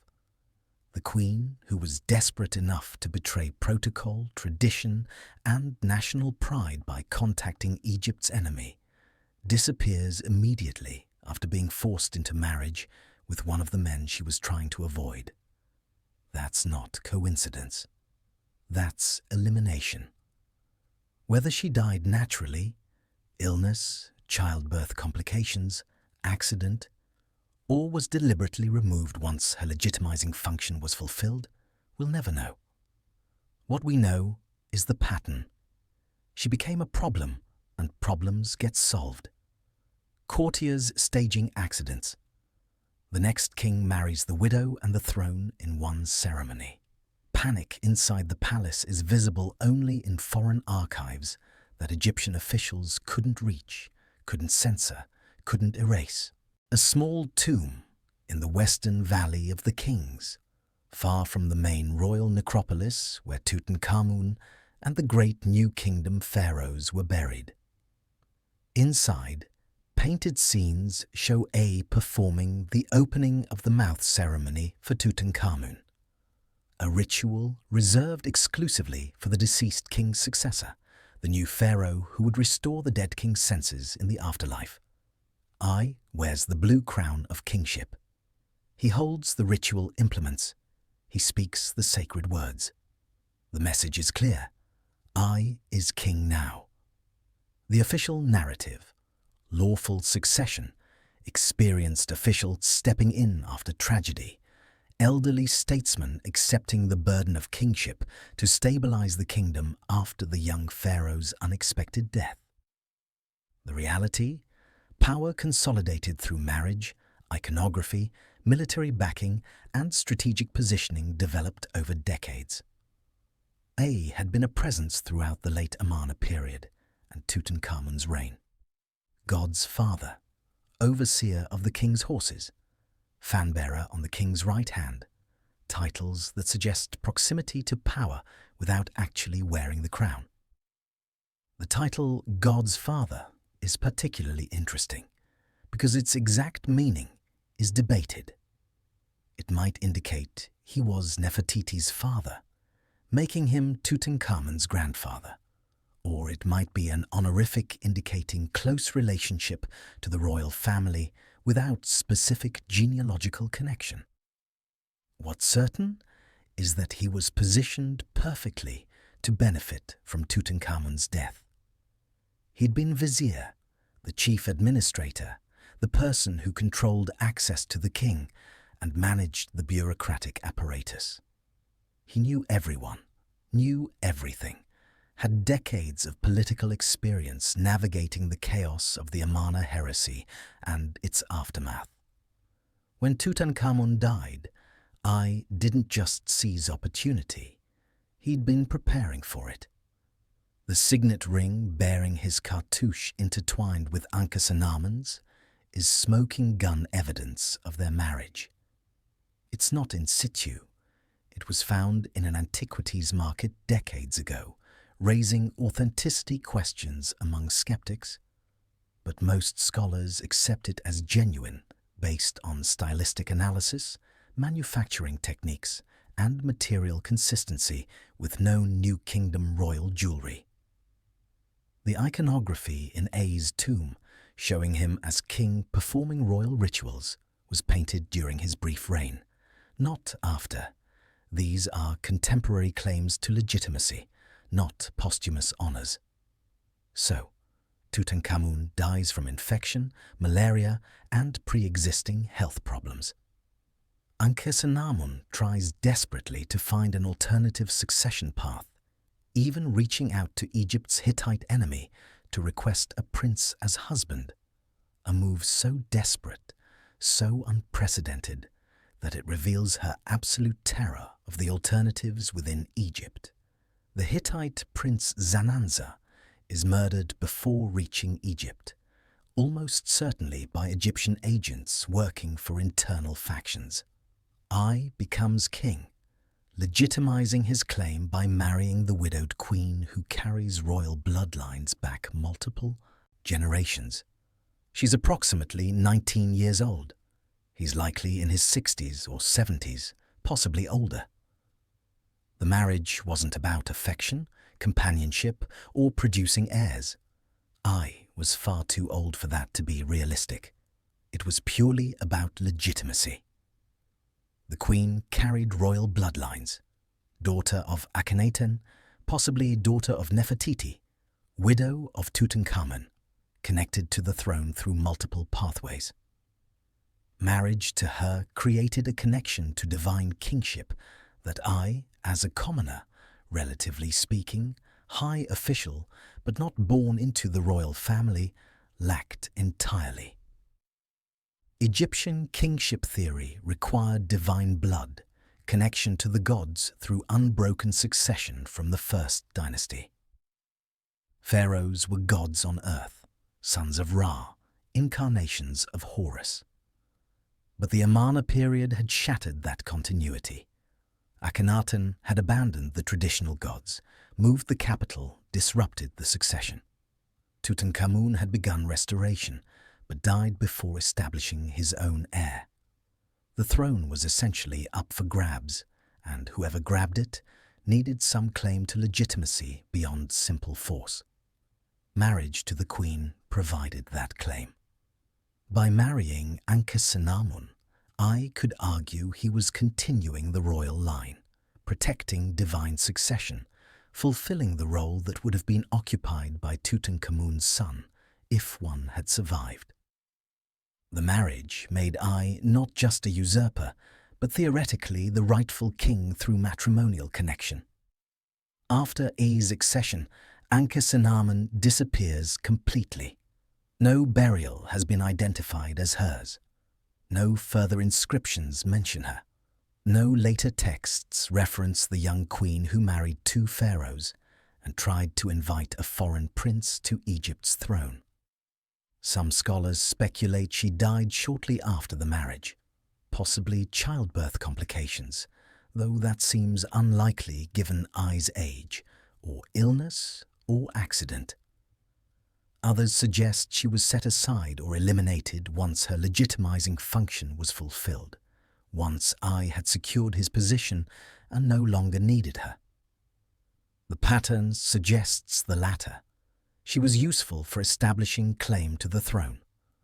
Once Ai was crowned, once his kingship was accepted by the military and priesthood and bureaucracy, she became unnecessary, possibly even dangerous, a living reminder of Tutankhamun, of the Amarna period, of the succession crisis. Removing her cleaned up loose ends. Ai ruled for only about 4 years, extremely brief for a pharaoh, though not unusual for an elderly man assuming the throne late in life. His tomb in the Western Valley, WV23, separate from the main royal necropolis in the East Valley, was vandalized in antiquity. His cartouches were damaged, deliberately hacked out. His sarcophagus was smashed into pieces. This damage probably occurred during Horemheb's subsequent cleanup, when the entire post-Amarna period was being systematically erased from official history. The location of Ai's tomb is itself interesting. Why the Western Valley rather than the main necropolis? It's more remote, less accessible, away from the great tombs of Thutmose III, Amenhotep II, Amenhotep III. Some scholars suggest the Western Valley location indicated lesser status. Ai wasn't fully accepted as legitimate pharaoh, even by the officials planning his tomb. Others argue it was simply the available space, or that Ai preferred the location for personal reasons. What's striking is how quickly the succession moved. Tutankhamun died, probably in late 1324 BCE. Within months, Ai was king, crowned and recognized. Within a few years, no more than 4, Ai died, and Horemheb took over. The post-Amarna period reads like a game of musical chairs where the music might have stopped because someone cut the musician's throat. Picture an old man's hands, liver-spotted, scarred from decades of administrative work, veins prominent under thin skin, on a young queen's wrist during a forced marriage ceremony. A ritual conducted hastily, witnesses sworn to loyalty, priests reciting the necessary prayers. The scent of incense fails to mask the political calculation, the transactional nature of this union. In an antechamber, a scribe is struck from payroll lists, not for incompetence, but for knowing too much about how this succession actually unfolded. Ai's tomb shows him and his first wife, Te, who'd been his partner through decades of political maneuvering. Ankhesenamun isn't depicted, though she was technically his queen, his royal wife, his connection to legitimacy. Erased even from the iconography of the man who married her to seize power. The pattern is clear. Position yourself near power through decades of careful advancement. Wait for opportunity. Move decisively when crisis comes. Legitimize through marriage or iconography or both. Consolidate through military and priestly backing. Eliminate loose ends quickly. And always control the narrative. Commission tomb paintings showing yourself performing royal rituals. Have scribes record your reign as legitimate succession. Present yourself as restorer rather than usurper. Then comes the cleanup king, the man who would reset the historical record itself, the general who would erase an entire dynasty from memory. Karnak Temple, the great complex dedicated to Amun-Ra in Thebes. Workers haul fresh limestone blocks into place, covering walls that bore other kings' names. A supervisor with a copper chisel measures carefully, positions the blade precisely, then strikes. Once, twice. The cartouche of Tutankhamun cracks, crumbles, disappears into white powder. He smooths the surface with abrasive stone, creating a blank canvas. Then he carves new hieroglyphs. Horemheb. In the smooth space that remains, a different pharaoh has always reigned. The official narrative: Horemheb restored order after the chaos of the Amarna heresy, rebuilding temples damaged or neglected during Akhenaten's revolution, reorganizing administration, reforming the legal system, bringing Ma'at, divine order, back to Egypt. The dark truth: he systematically erased an entire period of Egyptian history, claimed its achievements as his own, and attempted to murder multiple individuals in the afterlife by destroying their names and images. Horemheb had been military commander under Tutankhamun and Great Commander of the Army, deputy of the king throughout the two lands, hereditary prince, titles that emphasized his control of Egypt's military apparatus and his role as de facto power behind young Tutankhamun's throne. Unlike he had no apparent blood connection to the royal family, no matrimonial claim to legitimacy, no divine ancestry, however distant. His claim to the throne rested entirely on military backing, administrative control, and sheer dominance of the state apparatus. When he became king around 1319 BCE, probably through military pressure rather than any semblance of legitimate succession, he initiated one of ancient Egypt's most comprehensive damnatio memoriae campaigns. The targets: Akhenaten, Nefertiti, Smenkhkare, Tutankhamun, anyone connected to the Amarna period and its immediate aftermath. Everyone who represented the heresy, the chaos, the deviation from proper religious practice. Everyone whose existence complicated the narrative of unbroken legitimate succession from Amenhotep III to Horemheb. The method was systematic, coordinated, and thorough.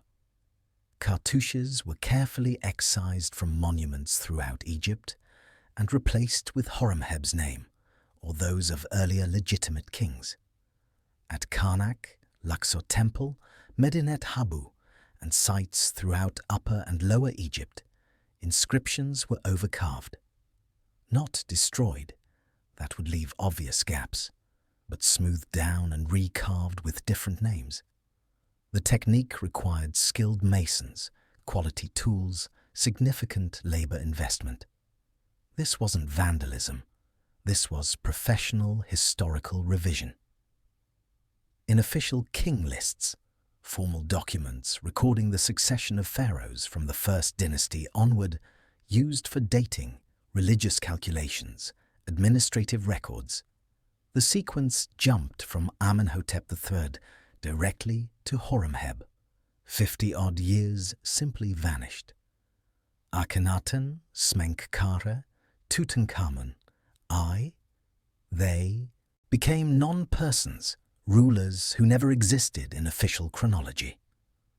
Later, king lists like the Abydos list and the Saqqara tablet copied this revised chronology, perpetuating the erasure for centuries. Akhenaten became that criminal of Akhetaten in legal documents, referred to obliquely when necessary but never named, as if the name itself was contaminated.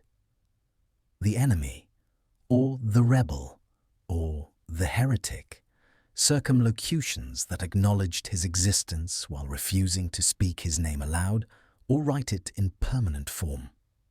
Temples built or decorated by Tutankhamun were reinscribed as Horemheb's work.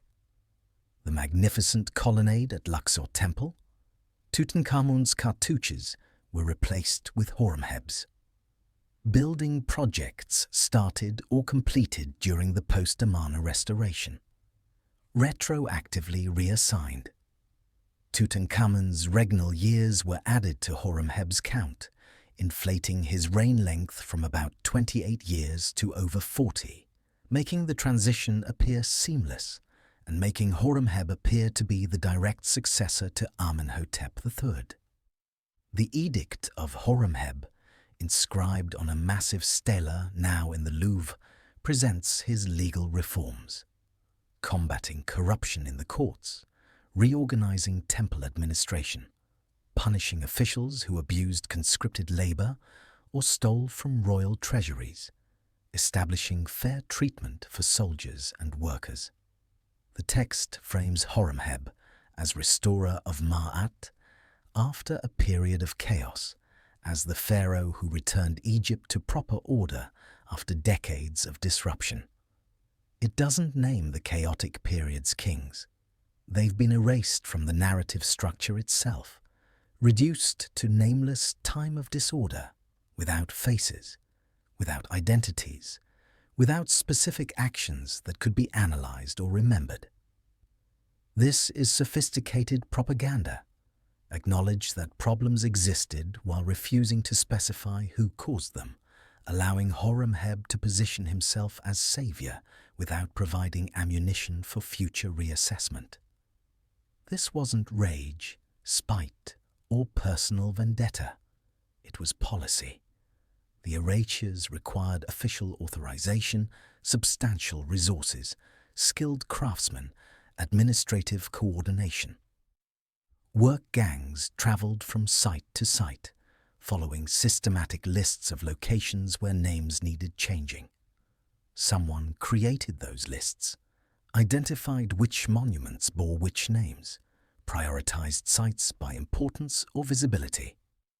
Someone funded the work: limestone, copper tools, wages for masons, food and shelter for traveling work crews.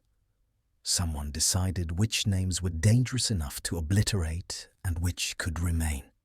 The goal wasn't just political, removing rival claims to legitimacy, but ontological, striking at the nature of existence itself.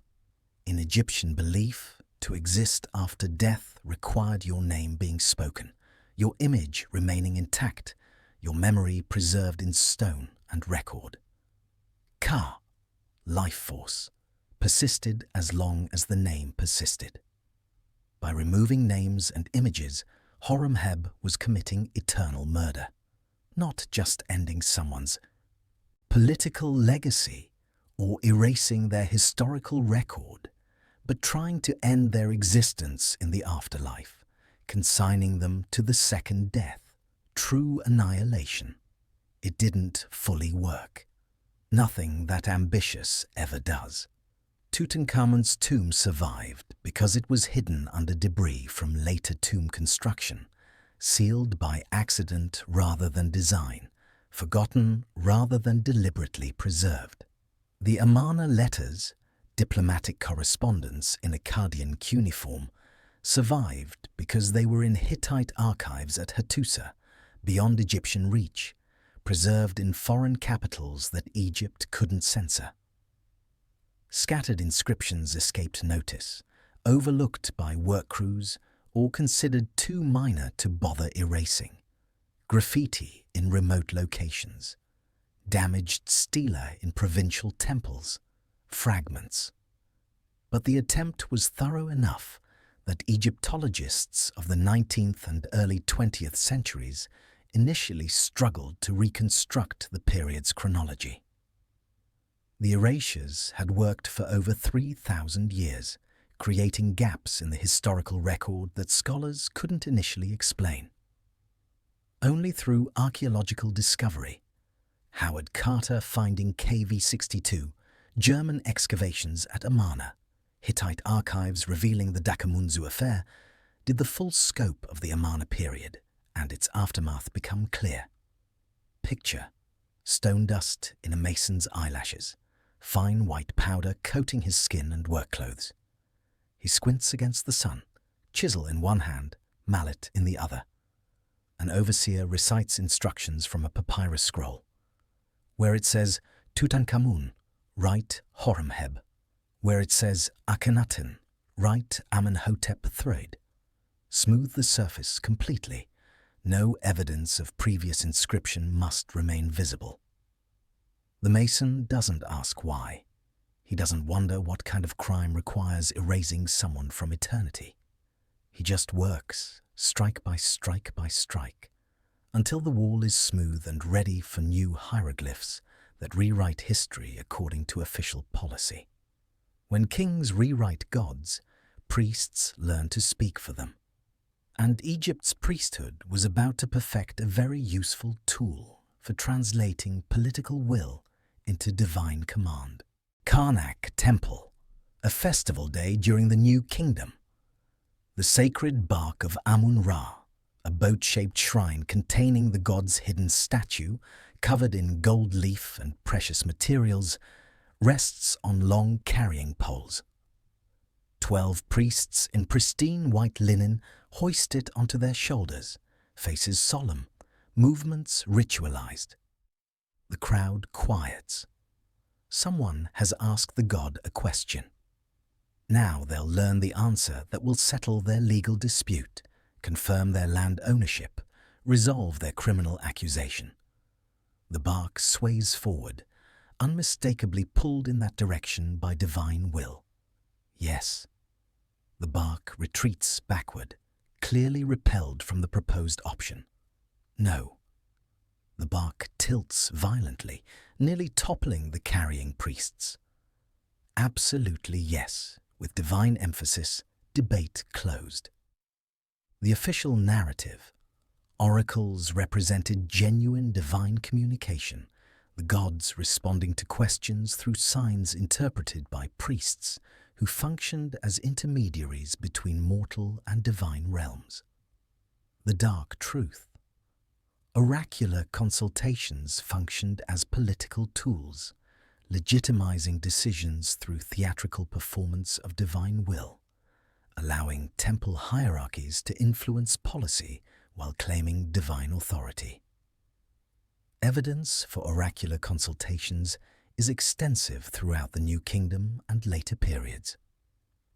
Stele record legal decisions, property transfers, criminal convictions and official appointments confirmed by the Oracle of Amun-Ra, Lord of the Thrones of the Two Lands. Papyri document people bringing disputes to the god for resolution, theft accusations, inheritance arguments, land boundaries, debt claims. Temple archives show land holdings assigned, tax obligations determined, and administrative positions filled based on oracular decrees. This wasn't superstition limited to ignorant peasants. It was institutional practice embedded in Egypt's legal and political systems. Here's how it worked mechanically. A question was posed to the god during a festival procession when the cult statue was carried in its bark on priests' shoulders through temple courts or through city streets. The bark's movement, forward to indicate yes, backward for no, tilting or pulling toward one option in multiple choice questions, indicated the god's response. These movements were produced by the carrying priests who could subtly shift the bark's weight, coordinate shoulder movements, or deliberately tilt the poles to make the shrine pull in a predetermined direction. Which means the priests controlled what the god said. The physics are simple once you understand them. The bark rests on long poles carried by multiple priests. If the front carriers lower their shoulders slightly, while the rear carriers raise theirs, the bark tilts forward. If they coordinate a shuffle step, the bark moves in that direction. If everyone on one side pushes upward while the other side pulls down, the bark tilts dramatically. With practice, the movement appears, spontaneous, divinely compelled, impossible to resist. The priests strain against the god's will, faces showing effort, bodies leaning against the pull. Perfect theatre.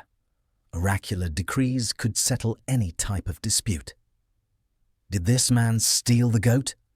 The accused's name is spoken and the bark moves forward. Guilty. The stolen goat's owner receives compensation. The thief is punished, and the verdict carries divine authority that cannot be appealed without committing blasphemy. Land disputes. Does this field belong to Family A or Family B? The bark pulls toward Family A when their representative speaks. Case settled, land transferred, records updated. Inheritance questions. Should the property go to the eldest son or be divided equally? The bark indicates the god's preference, which becomes legally binding. Criminal accusations, murder trials, questions of ritual purity, all could be resolved by divine pronouncement. Temple records from Deir el-Medina, Karnak, and other sites contain dozens of examples of oracular consultations. Workers at Deir el-Medina regularly brought disputes before the bark of Amenhotep Sipor, the deified king who served as patron of their community. Archives record theft accusations, payment disputes, questions about who should hold foreman positions, all resolved by oracular consultation. The god wasn't just a spiritual figure. He was a functioning component of the judicial and administrative systems. The political implications are staggering. When Hatshepsut claimed the throne, a woman declaring herself pharaoh in a role traditionally held by men, she justified it partly through oracular consultation. The god Amun-Ra had chosen her, confirmed through oracular decree, making opposition to her rule opposition to divine will. When kings needed to legitimize controversial decisions, declaring war, changing succession, confiscating property, removing officials, an oracle could confirm divine approval. When ambitious priests wanted to influence policy, they could consult the god on the king's behalf, receiving convenient confirmation of whatever the priesthood wanted. The carrying priests weren't simply performing random movements hoping to guess correctly. They knew the political context, understood what answer was expected or desired, and had physical techniques to produce that response. This wasn't necessarily cynical fraud in every case. Some priests probably believed they were genuinely channeling divine will through their movements. But the system was too useful as a political tool to remain purely spiritual. When gods can grant land, resolve legal disputes, legitimize succession, and override human authority, whoever controls the god's voice controls policy. Some oracles were probably genuine attempts at divination, ambiguous questions where no political pressure dictated the answer, where priests might have tried to interpret subtle bodily sensations or divine inspiration as guidance. But political oracles, those involving succession, major property, legal reforms, military campaigns, almost certainly involved deliberate manipulation. Temple archives from Karnak show patterns that reveal the system's true nature. An oracle confirms Thutmose III's right to lead military campaigns into Syria, conveniently supporting the king's existing plans while giving them divine backing. An oracle confirms that certain land should be granted to Karnak Temple, surprising no one since Karnak priests controlled the oracle. An oracle declares that a corrupt official should be removed, and the replacement happens to be someone with close ties to the high priest. The evidence that oracles were manipulated comes from statistical patterns. Oracular decrees overwhelmingly favor temple interests, royal decisions, and established authority. The god rarely contradicts power. When pharaohs propose campaigns, the god confirms they should proceed. When priests claim land, the god agrees it belongs to the temple. When officials accused of corruption face trial, The god conveniently confirms guilt if the accused lacks powerful protectors, or innocence if they're well connected.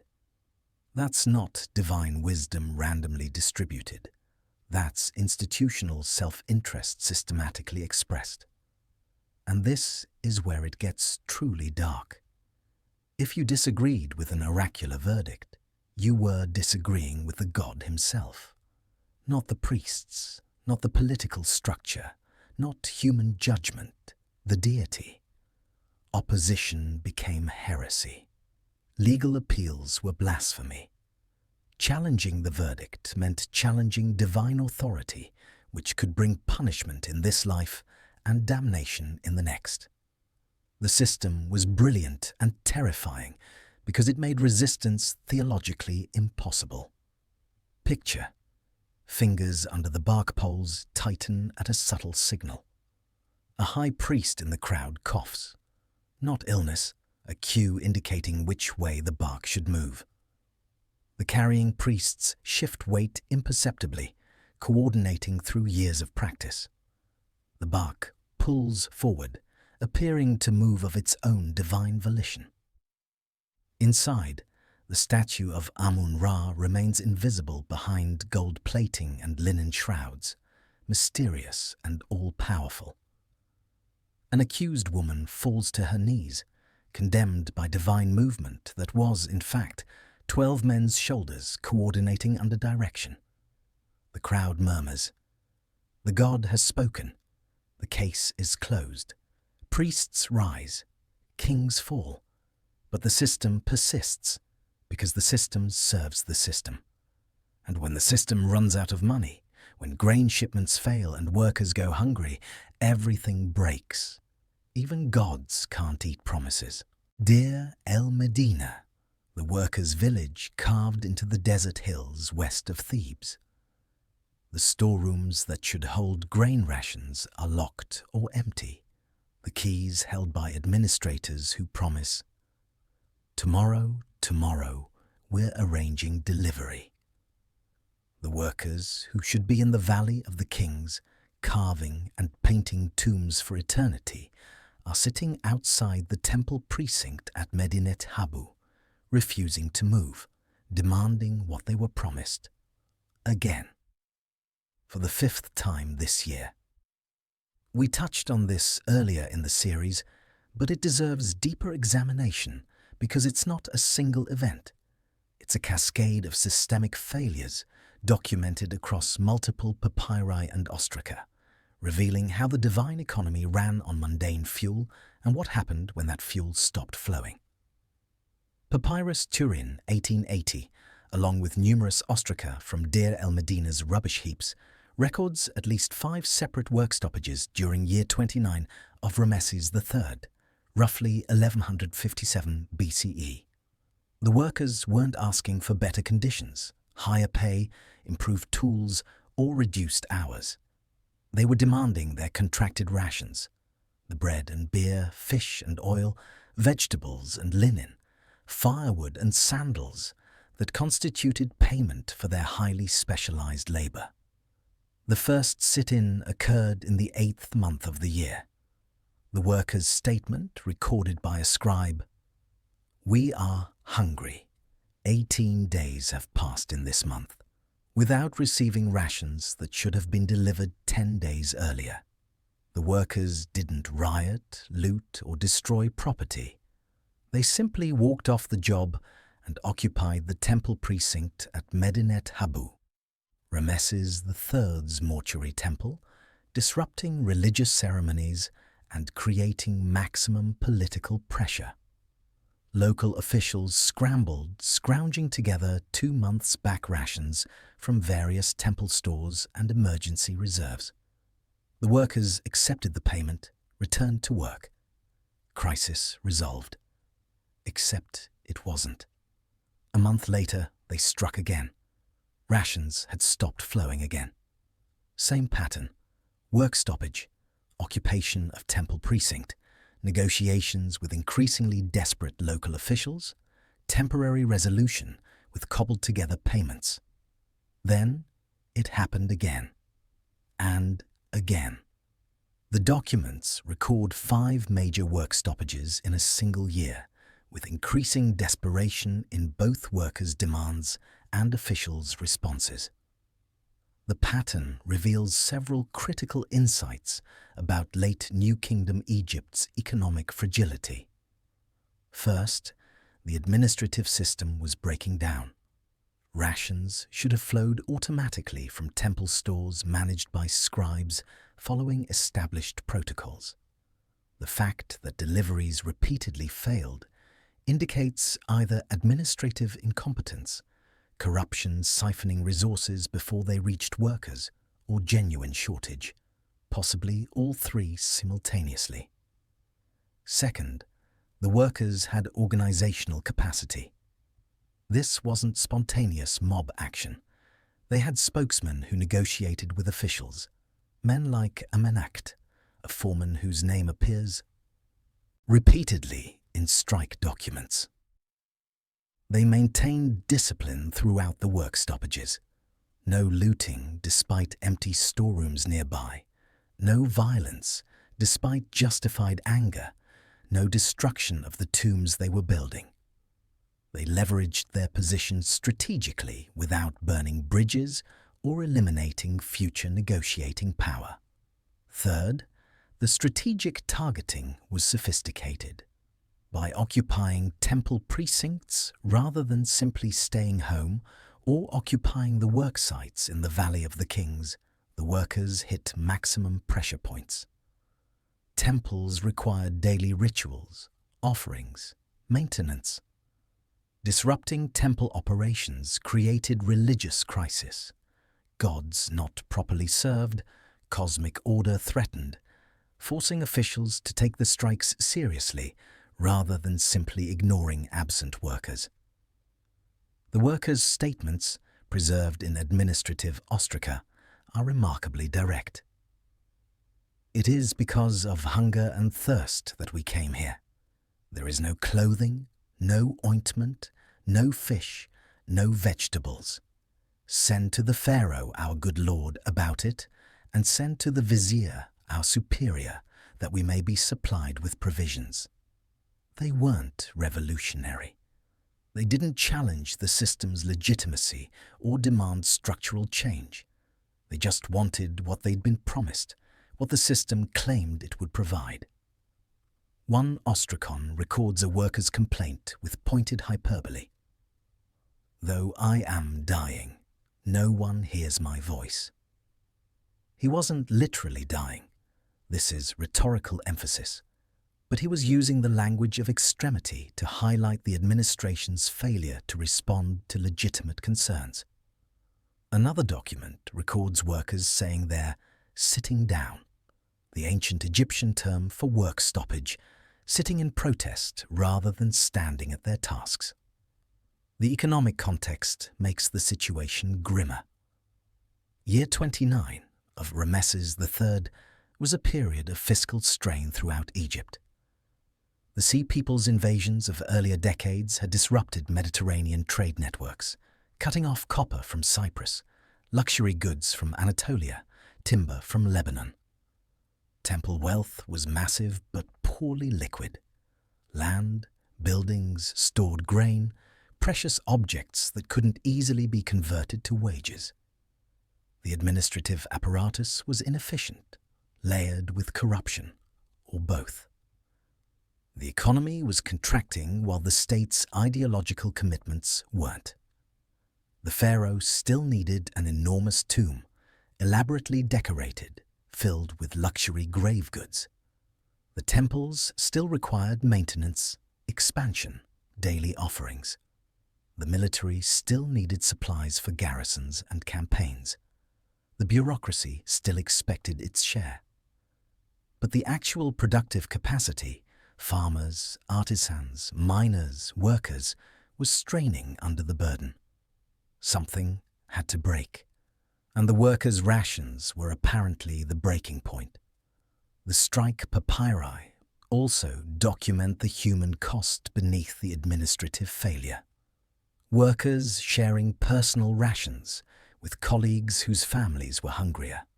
Foremen negotiating with officials, while knowing their own children hadn't eaten properly in days. The documents mention "my daughter" and "my household." Glimpses of families affected by the ration failures, though women and children are less directly recorded in the administrative texts focused on male workers. What the strikes revealed was an uncomfortable truth. The divine economy ran on very mundane fuel: grain, beer, fish, oil. When those failed, the entire cosmological apparatus seized. Kings could claim to be gods, living Horus on earth, son of Ra. Priests could channel divine speech through oracle consultations. The whole elaborate theological superstructure could frame Egypt as cosmic linchpin maintaining universal order. But if the bread didn't arrive, work stopped. If workers went hungry long enough, they refused to build the Pharaoh's gateway to eternity. The system's fragility is what's shocking. One component failure, distribution of basic rations, paralyzed construction on royal tombs, disrupted temple ceremonies, created political crisis.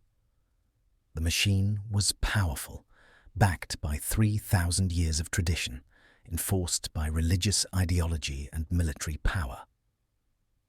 But it was brittle, dependent on every link functioning properly, vulnerable to breakdown at any point in the supply chain.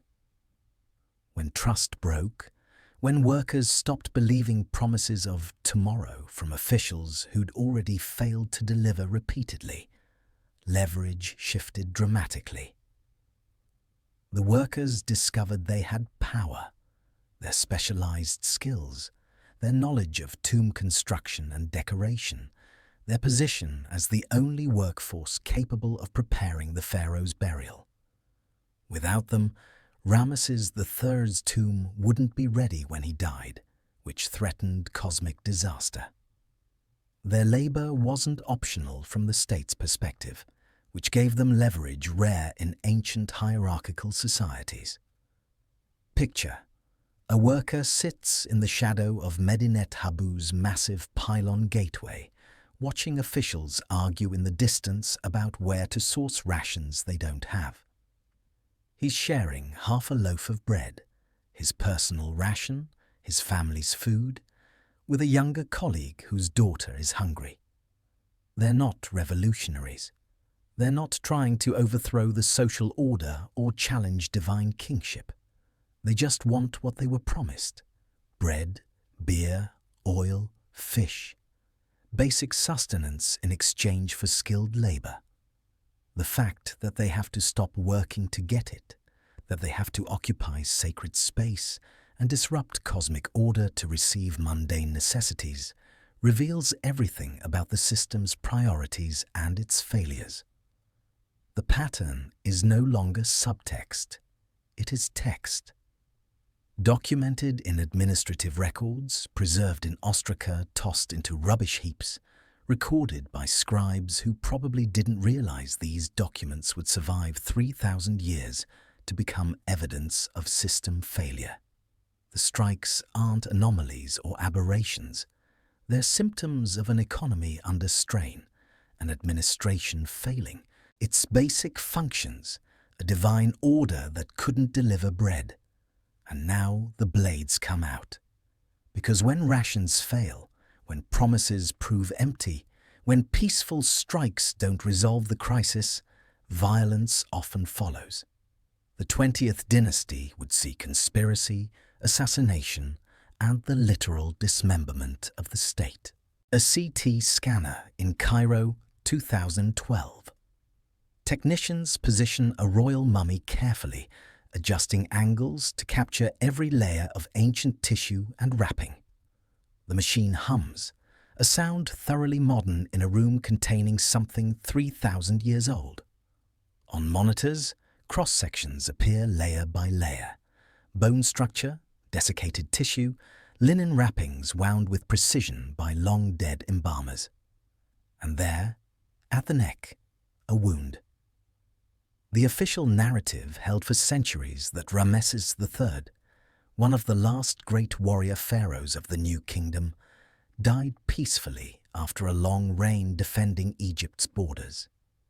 He'd repelled the Sea People's invasions, maintained control of Nubia and Syria-Palestine, built the massive mortuary temple at Medinet Habu, celebrating military victories. His tomb in the Valley of the Kings shows him welcomed into the afterlife by gods, hands full of offerings, face serene. Everything suggested natural death, peaceful transition, proper succession. The CT scan tells a different story entirely. The imaging revealed a deep cut to the throat, severing the trachea, esophagus, and major blood vessels on the left side of the neck. The wound is approximately 2.7 inches wide, 70 millimeters of sliced tissue cutting through everything necessary for life. Fatal. Instantly or near instantly fatal, producing massive blood loss, destroying the airway, creating a wound no ancient medical intervention could address. Whoever did this knew exactly what they were doing. This wasn't a hesitant attempt, a glancing blow, an accident. This was assassination by someone close enough to reach the king's throat with a sharp blade and skilled enough to kill with a single cut. The angle and depth suggest the attacker was facing the king, perhaps even someone he trusted enough to let approach closely. Palace security in the New Kingdom was extensive. Guards, attendants, protocols for who could enter royal chambers. Someone breached all of that, got within arm's reach of the pharaoh, and cut his throat before guards could intervene. And there's more, something that makes the discovery even more poignant. Tucked into the wound, placed there deliberately by embalmers, was a protective amulet, the Eye of Horus, Wedjat, symbol of healing and protection. The embalmers were trying to magically heal a wound that had killed him, sealing the cut for the afterlife. The placement is precise, careful, almost tender. They knew they couldn't save him in this life. They tried desperately to save his resurrection in the next, using the only tools they had: magic, prayer, careful positioning of sacred objects. The embalmer's response reveals something about Egyptian theology and the lengths they'd go to preserve cosmic order. A pharaoh murdered, throat cut, dying violently. That threatened his transition to the afterlife. The body needed to be whole, intact, properly preserved. A gaping throat wound compromised that. So they sealed it with magic, with the most powerful, protective symbol they knew, treating a mortal wound as something that could be healed if only they applied the right spiritual intervention. We know why he died, because the trial documents survived. Rare, extraordinary, and deeply revealing. The judicial papyrus of Turin, also called the Harem Conspiracy Papyrus, documents the investigation and prosecution of a palace plot to kill Rameses III and place a different heir on the throne. The conspiracy involved one of his secondary wives, Tae, not to be confused with the earlier Queen Tae, Akhenaten's mother. This Tae wanted her son Pentaweret on the throne instead of the designated heir, Rameses IV, who was son of the great royal wife and therefore legitimate successor according to established protocol. She recruited allies across multiple levels of palace administration and beyond. Palace officials who controlled access to the king. Military officers who could arrange for guards to be elsewhere at crucial moments.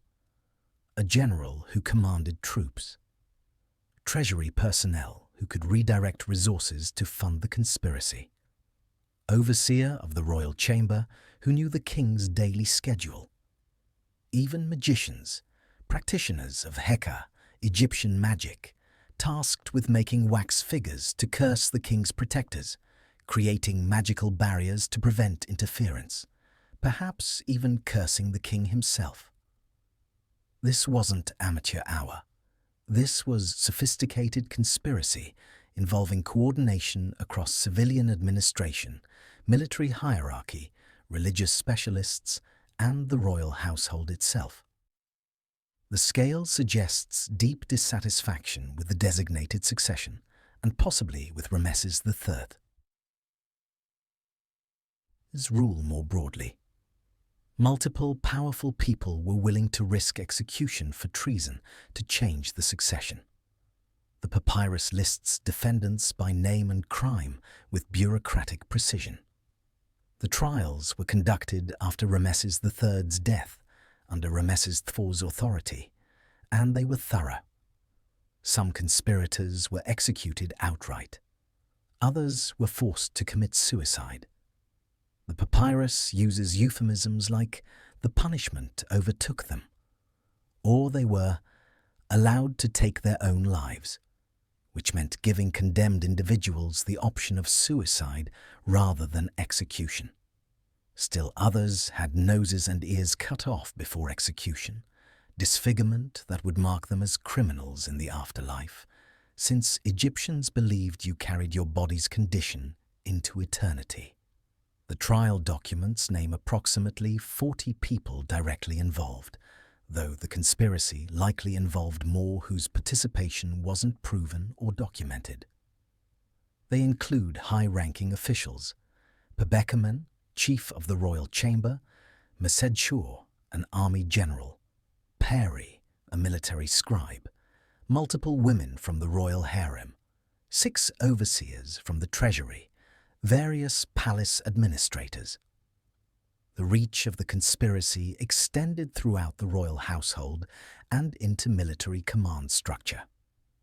Prince Pentaweret, the son for whom this entire conspiracy was orchestrated, was condemned.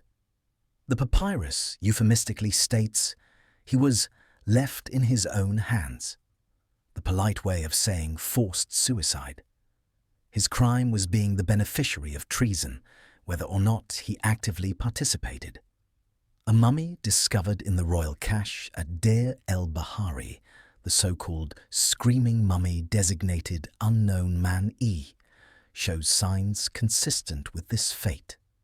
Facial features contorted in apparent agony, mouth open in a silent scream, poorly embalmed compared to other royal mummies, wrapped in sheepskin, which was ritually impure in Egyptian tradition, rather than the fine linen appropriate for royalty. DNA analysis suggests this mummy is closely related to Ramesses III, consistent with father-son relationship. It might be Pentaweret, dead by his own hand, or perhaps dying in some more terrible way, preserved in eternal agony as punishment continuing into the afterlife. The poor embalming and ritually impure wrapping suggest deliberate disrespect, ensuring his afterlife would be as compromised as his death was disgraceful. The conspiracy extended far beyond simple assassination. There was administrative complicity, officials using their positions to facilitate the plot. Treasury officials redirected resources, funding whatever the conspiracy needed. Military personnel were recruited to support the coup, suggesting plans for armed enforcement if the assassination succeeded. Documents mention attempts to stir rebellion in the army to create chaos that would allow Pentaweret to seize power in the confusion following his father's death. And it worked, partially. The king died. The throat wound proves that conclusively. But the coup failed because the succession machinery moved faster than the conspirators expected or could control. Ramesses III, the legitimate heir, was already positioned, had loyal military backing, and moved decisively to secure power.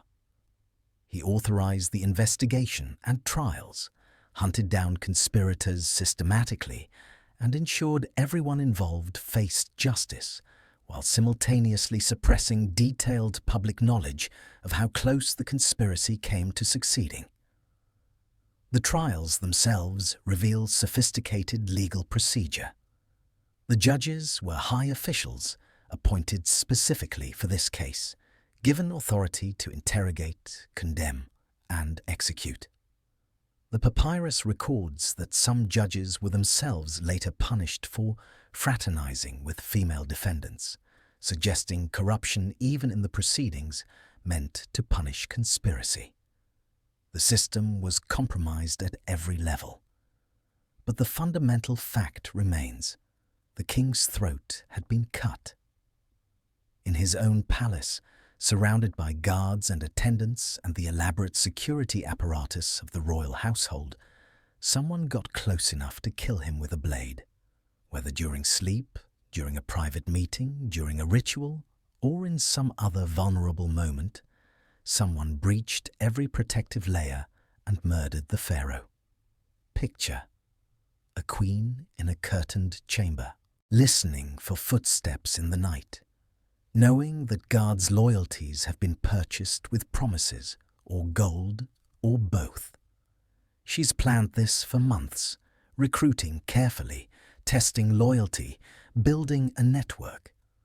Or later, embalmers working by lamplight, staring at a wound that shouldn't exist in a god-king's body, carefully positioning an amulet to seal what cannot be sealed, whispering prayers to make eternal what was so brutally made mortal. Their hands shake slightly as they work. They know what this wound means: that kingship isn't protection, that divinity didn't save him, that the cosmic order they've been taught to believe in failed to prevent a blade from opening the pharaoh's throat. The CT scan is extraordinary because it breaks the official narrative so completely. The trial records acknowledge a conspiracy. They document the participants, the trials, the executions. But they don't explicitly admit the conspiracy succeeded in killing the king. They frame it as attempted treason that was discovered and punished, with Ramesses III dying around the same time, but not necessarily from the plot. It's bureaucratic ambiguity, leaving room for interpretation, allowing the official story to suggest the king died naturally while conspirators were plotting against him. But the wound doesn't lie. A 2.7-inch gash severing trachea and blood vessels doesn't happen naturally. Someone murdered Ramesses III, and the amulet in his throat is evidence of embalmers trying to fix what violence had broken. Once the king bleeds, everyone starts calculating new loyalties. The treasury becomes vulnerable, the tombs are less carefully guarded, and suddenly the eternal rest guaranteed by divine kingship doesn't look so eternal. The machinery of state continues, but everyone involved knows the truth that the official records try to obscure. Gods can be killed, and kingship is no protection against a sharp blade wielded by someone you trust. Western Thebes, late 20th dynasty. A scribe sits by candlelight, reed pens scratching across papyrus. Across from him, a man with fresh beating marks speaks haltingly, confessing to crimes that shouldn't have been possible. He robbed a pharaoh's tomb. The official narrative: royal burials rested eternally in secure tombs, protected by curses, guards, and the sanctity of divine kingship. The tomb robbery papyri, particularly the Abbot Papyrus, the Amherst Papyrus, and related judicial documents, reveals systematic looting of royal and noble tombs during the late Ramesside period, with insider collusion, bribery, and judicial theatre that makes modern crime dramas look understated. The Abbot Papyrus, dating to year 16 of Ramesses IX, documents an investigation triggered by accusations from Pasa, the mayor of Thebes's East Bank, against Pawera, mayor of the West Bank, where the necropolis was located. Parser accused Western officials of allowing or participating in tomb robbery. The resulting inquiry inspected 10 royal tombs and 4 tombs of royal wives. 8 had been robbed. The document includes testimony from tomb robbers. 1. A coppersmith named Amenpnufa confessed in detail. "We opened their coffins and the coverings in which they were. We found the august mummy of this king equipped with a sword. There were amulets and jewels of gold at his throat. His headpiece of gold was upon him. The august mummy of this king was overlaid with gold throughout. His coffins were adorned with gold and silver inside and out, and inlaid with all sorts of precious stones. We stripped off the gold which we found on the mummy of this god, and his amulets and jewels which were at his throat, and the coverings in which he rested. Then they set fire to the coffins and divided the gold." The testimony is matter of fact, almost bureaucratic. These weren't desperate criminals, they were professionals executing systematic theft. The robberies required inside knowledge: which tombs held what, which seals were weak, which guards could be bribed. The judicial proceedings reveal the social dynamics. Workers and artisans were beaten to extract confessions, standard judicial practice. But higher status defendants often avoided harsh punishment. Pharaohs, the Western mayor accused of complicity, was initially exonerated despite substantial evidence of his involvement. Later documents suggest he was eventually prosecuted, but the initial acquittal shows how thoroughly corruption had penetrated the system. Guards testified to being bribed. Priests admitted to looking the other way. A fisherman described joining a robbery team because the cuts paid better than fishing. The robberies were open secrets, and participation crossed social classes. The economic context makes it grimmer. Egypt's late New Kingdom economy was contracting. Temple wealth remained vast, while state administration weakened. Tombs represented enormous concentrations of portable wealth: gold, silver, jewels, just sitting underground, defended by weakening bureaucratic and military structures. The tombs themselves facilitated robbery. Their locations were known. The seals were standardized. Guards were underpaid. The very people employed to protect tombs, necropolis workers, guards, priests, had the knowledge and access necessary to loot them. The Abbot Papyrus also reveals political dimensions. Parser's accusations against Pharaohs weren't purely about justice. They were political attacks using corruption charges as ammunition. Both men had authority and resources. The tomb robberies became a weapon in bureaucratic warfare. Some testimony is darkly comic. One robber describes crawling through a tunnel into a tomb, striking a light, seeing gold, and simply helping himself. Another admits to returning multiple times over years, treating the tomb like a personal bank. The casualness is stunning. These aren't terrified criminals fearing divine wrath. They're working stiffs supplementing income. Picture: a watchman's lantern snuffing out as figures approach. A mason recognizing his own chisel marks on a seal he'd installed years ago, now broken. Inside the tomb, gold gleams in torchlight. Someone giggles nervously. They work quickly, prying lids, stripping mummies, dividing weights, filling baskets. Outside, a guard hums softly, having been paid in advance. The state couldn't protect its dead. The divine guarantees failed. The tombs that were supposed to last for eternity were being stripped within generations of their sealing. So priests initiated an extraordinary solution: hiding the kings in bulk. The Deir el-Bahari Cliffs, 1881. A shaft, hidden in the rocks near Hatshepsut's mortuary temple, exhales cold air that shouldn't exist in the Egyptian heat. Gaston Maspero and his team peer into darkness. Inside, archaeologists discover something that should be impossible. 40 mummies, stacked and bundled like warehouse inventory, including some of Egypt's greatest kings. Ramesses II, the builder pharaoh who ruled for 67 years. Seti I's, military conqueror and temple builder. Thutmose III, Napoleon of ancient Egypt, who expanded the empire to its greatest extent. Ahmose-III, founder of the new kingdom, piled like contraband in a hole in the ground. The official narrative celebrated royal burials as eternal resting places, each king entombed in individual splendor, according to cosmic prescription, surrounded by treasure, protected by spells and architecture, guaranteed divine transformation in the afterlife through elaborate funerary equipment.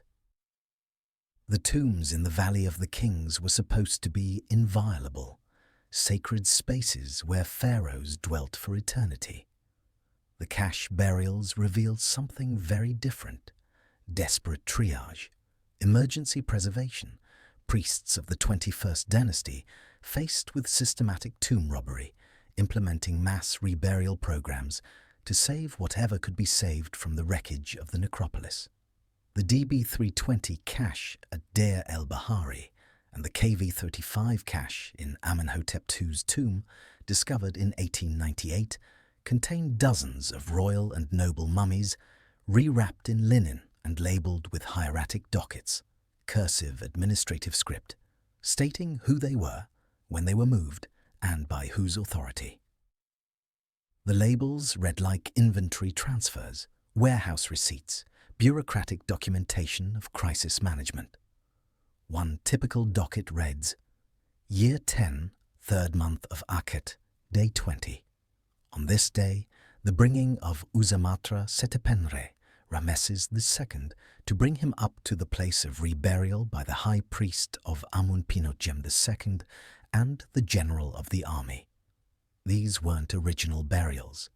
These were emergency salvage operations conducted centuries after the king's deaths, when the necropolis security had completely collapsed and robbery was endemic. The mummies show signs of multiple reburials, rewrappings, inspections across decades or even centuries. Linen dockets from different periods layer over each other like archaeological palimpsests. Some mummies were moved 3, 4, 5 times as caches themselves became compromised by robbers who discovered the hiding places. The priests were playing a long, exhausting game of hide-and-seek with tomb robbers, moving mummies to progressively more hidden locations, constantly staying one step ahead of thieves who were equally determined and far more numerous. The robbery context is critical to understanding the cache burials. By the late New Kingdom and Third Intermediate period, the Valley of the Kings was being systematically looted. The tomb robbery papyri from the reign of Ramesses IX document extensive investigations into organized robbery rings, not opportunistic thieves, but coordinated criminal enterprises involving guards, officials, metal workers who could process stolen gold, and fencers who moved precious materials through underground markets. The papyri record confessions extracted under torture. We opened their coffins and their coverings in which they were. We found the august mummy of this king. We stripped off the gold which was on the august mummy of this god, and its amulets and ornaments which were at its throat, and the coverings in which it rested. We found the king's wife likewise. We stripped off all that we found on her likewise. We set fire to their coverings. That's not hypothetical. That's testimony from actual tomb robbers describing what they did to royal mummies. They stripped the gold, stole the amulets, and burned the wrappings to extract any remaining precious materials. Some robberies occurred within living memory of the burials, when people still remembered which tombs held which kings. Faced with this catastrophe, the priesthood of Amun at Thebes, by this point the real power in southern Egypt, while nominal pharaohs ruled weakly from the delta, organized salvage operations. The logistics are staggering. Moving mummies required labor gangs to lift and carry bodies and any remaining burial equipment. Materials for new linen wrappings, since many original wrappings had been destroyed or stolen. Administrative coordination to document what was being moved where. Above all, secrecy. If word leaked about where kings were being hidden, robbers would target those locations next. The priests documented their work meticulously. The dockets specified dates according to the reign of whoever was currently recognized as pharaoh or high priest, officials responsible for the transfer, and reasons for movement. This wasn't chaotic emergency action conducted in panic. This was bureaucratic procedure applied to crisis management, maintaining proper documentation even while admitting the entire system had failed. What's poignant is the care visible in the reburials. Despite the inglorious circumstances, hiding kings in shafts, stacking them in reused tombs, treating them like refugees being moved to safe houses, the priests showed reverence. New linen wrappings were applied carefully.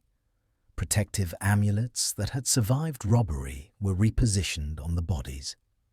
Identity labels were written carefully, ensuring future generations could identify the preserved kings. The priests were saving whom they could, how they could, with whatever resources they had, and ensuring the names wouldn't be lost, even if the original tombs and treasures were gone. Some mummies received multiple sets of wrappings as they were moved between caches.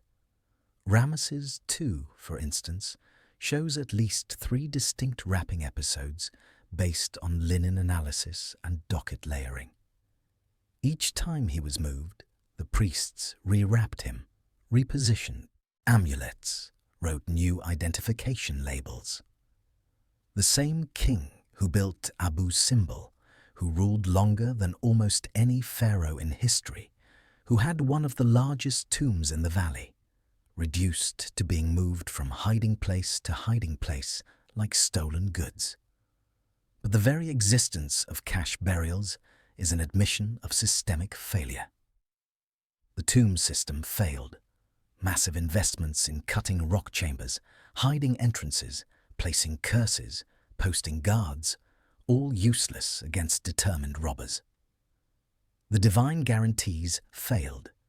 Being a god king didn't protect your body or your burial. The cosmic order that supposedly protected pharaohs, the Ma'at that ensured proper treatment of royal dead, failed so thoroughly that the only solution was hiding the kings en masse in unmarked shafts and hoping robbers wouldn't find them. And it gets darker.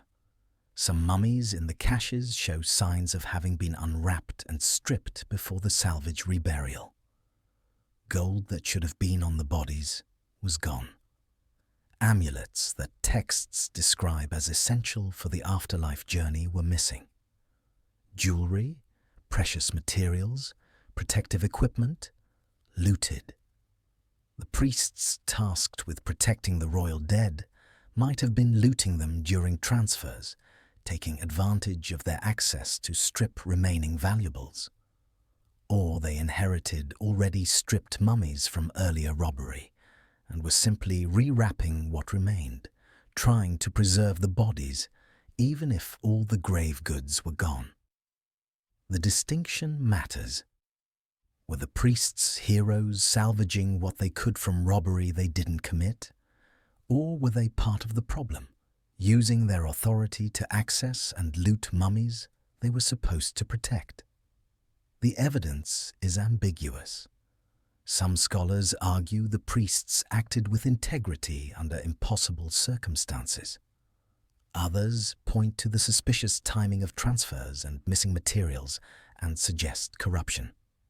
The KV-35 cache found in Amenhotep II's tomb included not just kings, but unidentified individuals whose presence raises questions.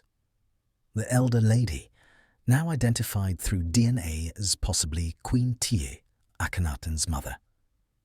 The younger lady, whose identity is debated but might be Nefertiti or one of Akhenaten's other wives.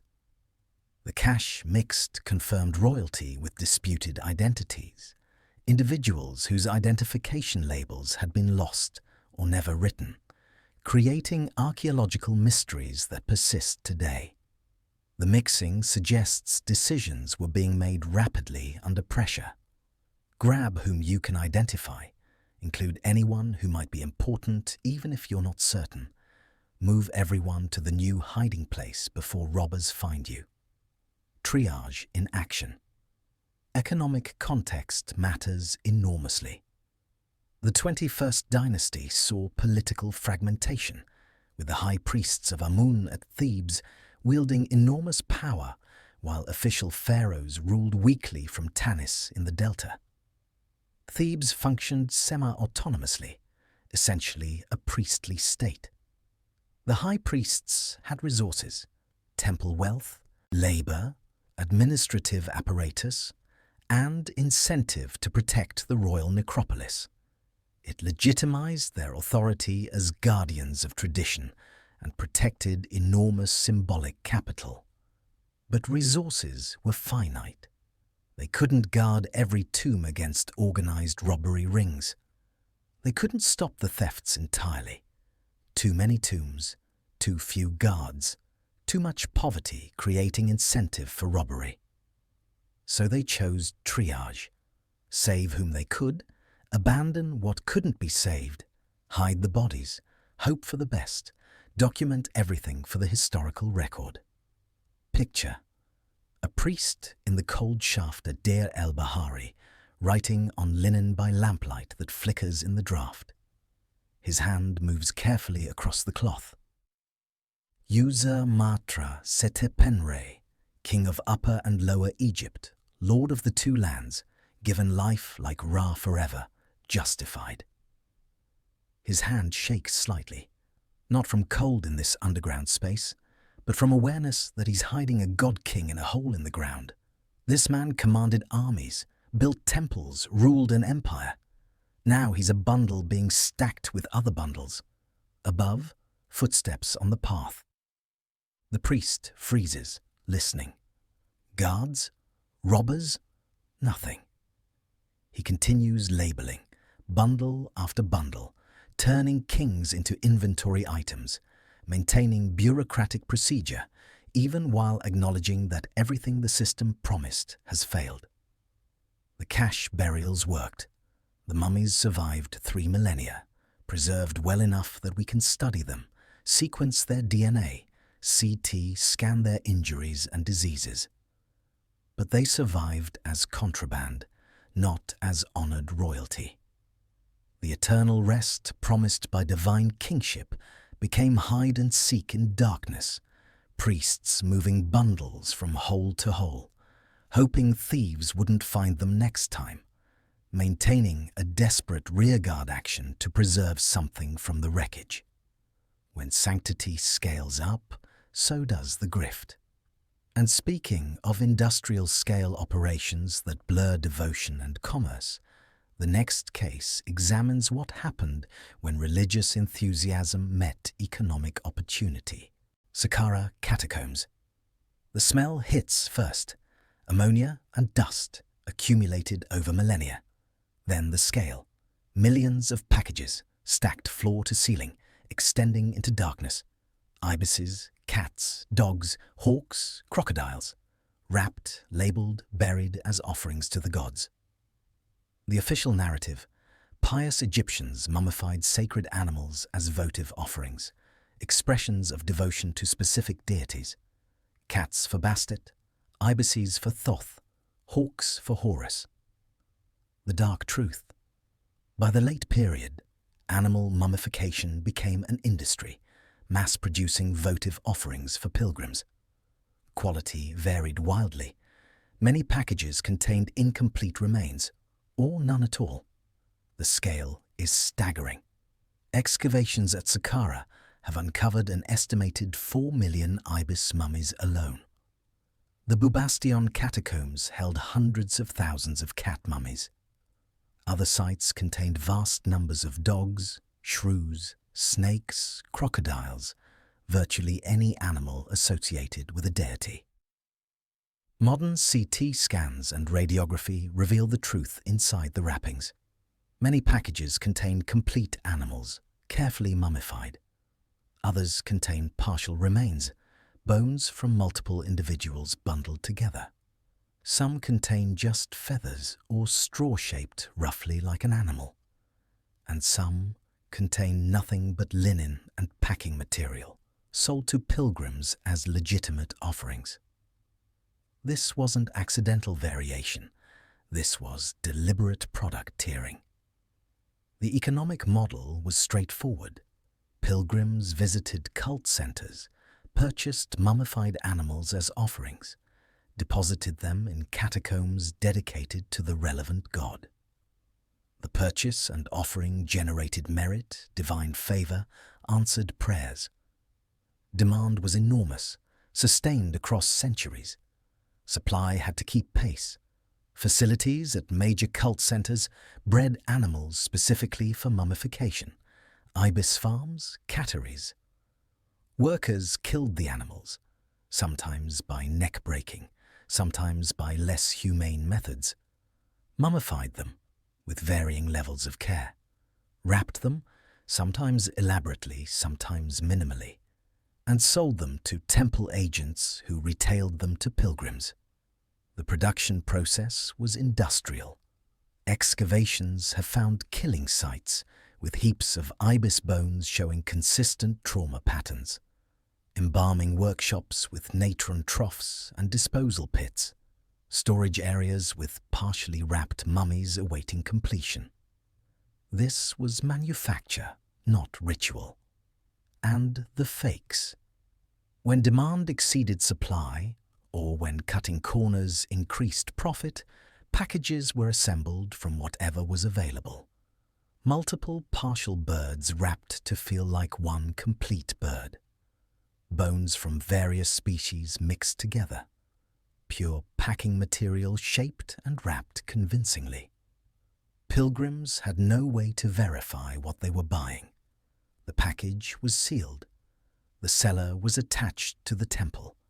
The purchase itself was an act of faith, literally. Challenging the authenticity would be questioning the temple's integrity, possibly blasphemous. Some packages are exquisite, elaborate linen, wrappings, careful presentation, complete animals preserved with skill. These were premium offerings, expensive, probably reserved for wealthy pilgrims or special circumstances. Others are shoddy, minimal wrapping, incomplete or absent remains, quick production. These were budget options, still fulfilling the ritual function but at lower cost and quality. The theology supported the practice. The offering's value came from intent and ritual act, not necessarily the object's physical content. A properly presented package, consecrated and offered with correct words, served its function regardless of what was inside. This theological framework allowed the industry to scale massively without collapsing under accusations of fraud.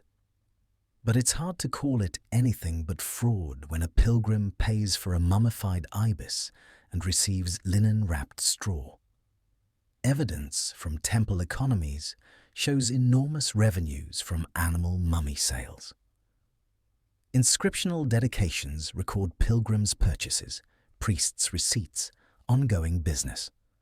The animal mummy industry was a significant revenue stream for late-period temples.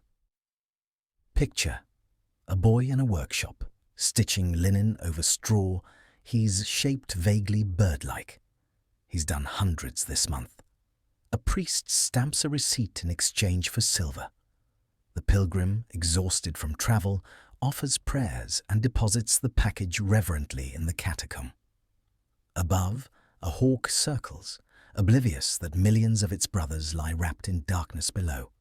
Piety as industry, devotion as a commerce. The gods perhaps untroubled by the difference, or perhaps appalled. Once devotion is a business, oracles become policy, and drugs can play priest. A temple courtyard at dusk. Perfumed water steams in a bronze basin, lotus blossoms floating like tiny boats. Priests circle slowly, chanting in rhythms that seem to stretch time. One priest drinks from a chalice, his pupils dilating as the hymn deepens. The official narrative presents Egyptian ritual as purely symbolic, spiritual practices connecting humans to gods through word and gesture. The evidence suggests chemistry played a role. Blue lotus, Nymphea caerulea, appears ubiquitously in Egyptian art, clutched in hands offered to gods, depicted at banquets. It's not just decorative. The plant contains apomorphine and nuciferine, alkaloids with psychoactive properties, mild sedation, euphoria, altered perception. Botanical residue analyses of temple jars and offering vessels have detected lotus compounds. Depictions show priests and nobles holding lotus to their noses, drinking from vessels adorned with lotus imagery, wearing lotus crowns. The iconography is consistent and specific. The pharmacology is modest. Blue lotus isn't a powerful hallucinogen. Effects are subtle: relaxation, mild euphoria, sensory enhancement. But subtle doesn't mean insignificant, especially in ritual contexts designed to produce altered states through multiple techniques: fasting, chanting, darkness, incense, isolation. Combine blue lotus with other techniques: sensory deprivation in temple sanctuaries, rhythmic chanting inducing trance states, prolonged fasting, sleep deprivation during multi-day festivals, and you create conditions where mild psychoactive substances have enhanced effects. Other plants in the Egyptian pharmacopoeia had known properties. Mandrake, depicted in tomb paintings, contains tropane alkaloids, scopolamine, hyoscyamine, that produce delirium, hallucinations, and amnesia. Wine, consumed ritually, had alcohol. Resins burned as incense, frankincense, myrrh, produce smoke with potential psychoactive effects when inhaled in enclosed spaces. The evidence is circumstantial but cumulative. Plants with known psychoactive properties appear in ritual contexts. Artistic depictions show behavior consistent with altered states, ecstatic dancing, trance postures. Texts describe experiences, seeing the god, that could be mystical or chemically influenced. Egyptologists are cautious here, rightly. Proving ritual intoxication from archaeological evidence is difficult. We have plants, residues, depictions, but direct evidence of intentional use to induce altered states is elusive. But consider the pattern. Priests monopolized access to temple interiors where rituals occurred. They controlled preparation of ritual beverages and offerings. They were educated in botanical and medical knowledge. They had motive. Religious experiences that seemed genuinely divine would reinforce their authority and the god's presence. If you're designing a ritual system to produce experiences interpreted as divine communication, why wouldn't you use available tools? Not as trickery, but as sacred technology, plants given by the gods to facilitate connection. Late-period papyri include medical prescriptions with blue lotus for various ailments, suggesting sophisticated knowledge of its properties. Temple accounts list lotus among ritual supplies purchased in quantity. Picture: a priest's fingertips stained blue from handling crushed petals. His eyes unfocused during evening hymns, the torchlight seeming to pulse with the rhythm. Is he experiencing divine presence, chemical alteration, both simultaneously? He wouldn't distinguish. In his framework, the plant is sacred, the effect is sacred, the experience is legitimate communion with the divine. The ethical question is anachronistic. Modern distinctions between authentic religious experience and drug-induced states wouldn't have resonated. If the gods provided plants that facilitated connection to them, using those plants was appropriate sacred technology, not deception.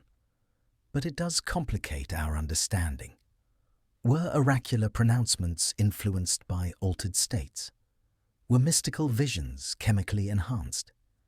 Did priests who genuinely believed they were channeling gods do so while under influence of compounds that made the experience feel more real? The evidence is cautious but persistent. Plants were there. Knowledge was there. Motivation was there. Effects were real, if modest. Not just chemistry, but chemistry as part of the system. The divine made tangible through prepared substances, ritual contexts, and expectations shaped by theology. Calculus of power. Karnak Temple Complex, Third Intermediate Period. The treasury doors thud shut behind a procession of priests. Copper scales clang as scribes tally. Not offerings to gods, but revenues, land rights, labor assignments. The high priest of Amun sits, reading petitions, dispensing judgments. He wears no crown, but he rules. The official narrative: priests serve gods and kings, maintaining temples and ritual. The dark truth: by the Third Intermediate Period, the high priests of Amun controlled resources and exercised authority that rivaled and sometimes exceeded royal power. The evidence is institutional. Temple land registers from Karnak show the priesthood controlling vast agricultural estates throughout Upper Egypt. These weren't symbolic holdings. These were productive lands generating enormous grain revenues. The temple was a major landholder, employer, creditor, and economic power center.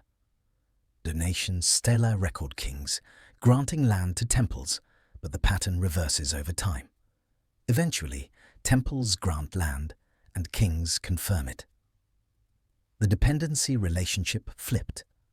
The oracular decree system, discussed earlier, gave priests legal authority. According to the Oracle of Amun-Ra, became sufficient justification for property transfers, legal judgments, appointments. Since priests controlled what the oracle said, they controlled these processes. Political authority followed economic reality. High priests of Amun in the 21st dynasty styled themselves with royal iconography, conducted military campaigns, married into the royal family, and passed office hereditarily, creating priestly dynasties that functioned as parallel sovereignty. Herihor, high priest under Ramesses V, took royal titles and had his name written in cartouches. He depicted himself performing royal rituals, receiving tribute, conducting campaigns. He was king in everything but name, and arguably in name as well, depending on which inscriptions you read. The geography reinforced this division. During the 21st dynasty, Egypt effectively split. Tanite kings ruled Lower Egypt from the Delta, while Theban high priests controlled Upper Egypt. The arrangement was formalized through intermarriage and mutual recognition, but it was partition nonetheless. The priesthood's power base was economic. Control of agricultural land meant control of grain, which meant control of labor, which meant control of population. Add oracular authority and religious legitimacy, and you have a complete governance system that doesn't require military force, though the priests had that too, commanding temple guard units. Genealogical records show high priests passing office father to son, creating hereditary dynasties. The office became property, dynastically held. This was monarchy with different titles. The god's wife of Amun, a religious title held by royal women, became another power center. By the 25th dynasty, the god's wife wielded enormous authority, controlled vast resources, and adopted successors rather than bearing children, creating an alternative succession model outside traditional kingship. The theological justification was ironclad. The priests served Amun. Amun was king of the gods. Therefore, serving Amun was serving the ultimate authority. Any earthly king merely represented divine kingship. Priests connected directly to the source. This wasn't corruption or usurpation in the traditional sense. It was system evolution. Temples had always been wealthy. Priests had always had authority. As central royal power weakened due to economic contraction, external threats, administrative decay, the institutions that remained functional absorbed power. Picture: a decree read before a kneeling petitioner in Karnak's dim hypostyle hall. The high priest's voice echoes, "By the oracle of Amun-Ra, the land is transferred." The god's wife seals the document with perfumed wax, her jewelry clicking softly. Outside, workers who will never see this room harvest fields technically owned by the god, practically controlled by the priesthood, theoretically part of Egypt's unified kingdom, actually part of an ecclesiastical state. The pattern reveals power's fundamental rule. Whoever controls resources controls reality, regardless of titles. Kings rule when they have resources. When they don't, other power centers rise. In Egypt's case, those centers were temples, institutions designed to serve eternity that outlasted the dynasties they were built to support. Then foreign bloodlines perfect Egypt's most dangerous tradition, marrying within, taking the pharaonic system and amplifying its darkest practices to operatic extremes. Alexandria. Marble colonnades reflect Mediterranean light. The library towers, scroll-filled and magnificent. In the palace, wine sloshes in gold bowls as a brother and sister, both crowned, both titled king and queen, negotiate their marriage contract. The official narrative celebrates Ptolemaic Egypt as a synthesis of Greek culture and Egyptian tradition, the Hellenistic jewel of the Mediterranean. The dark truth.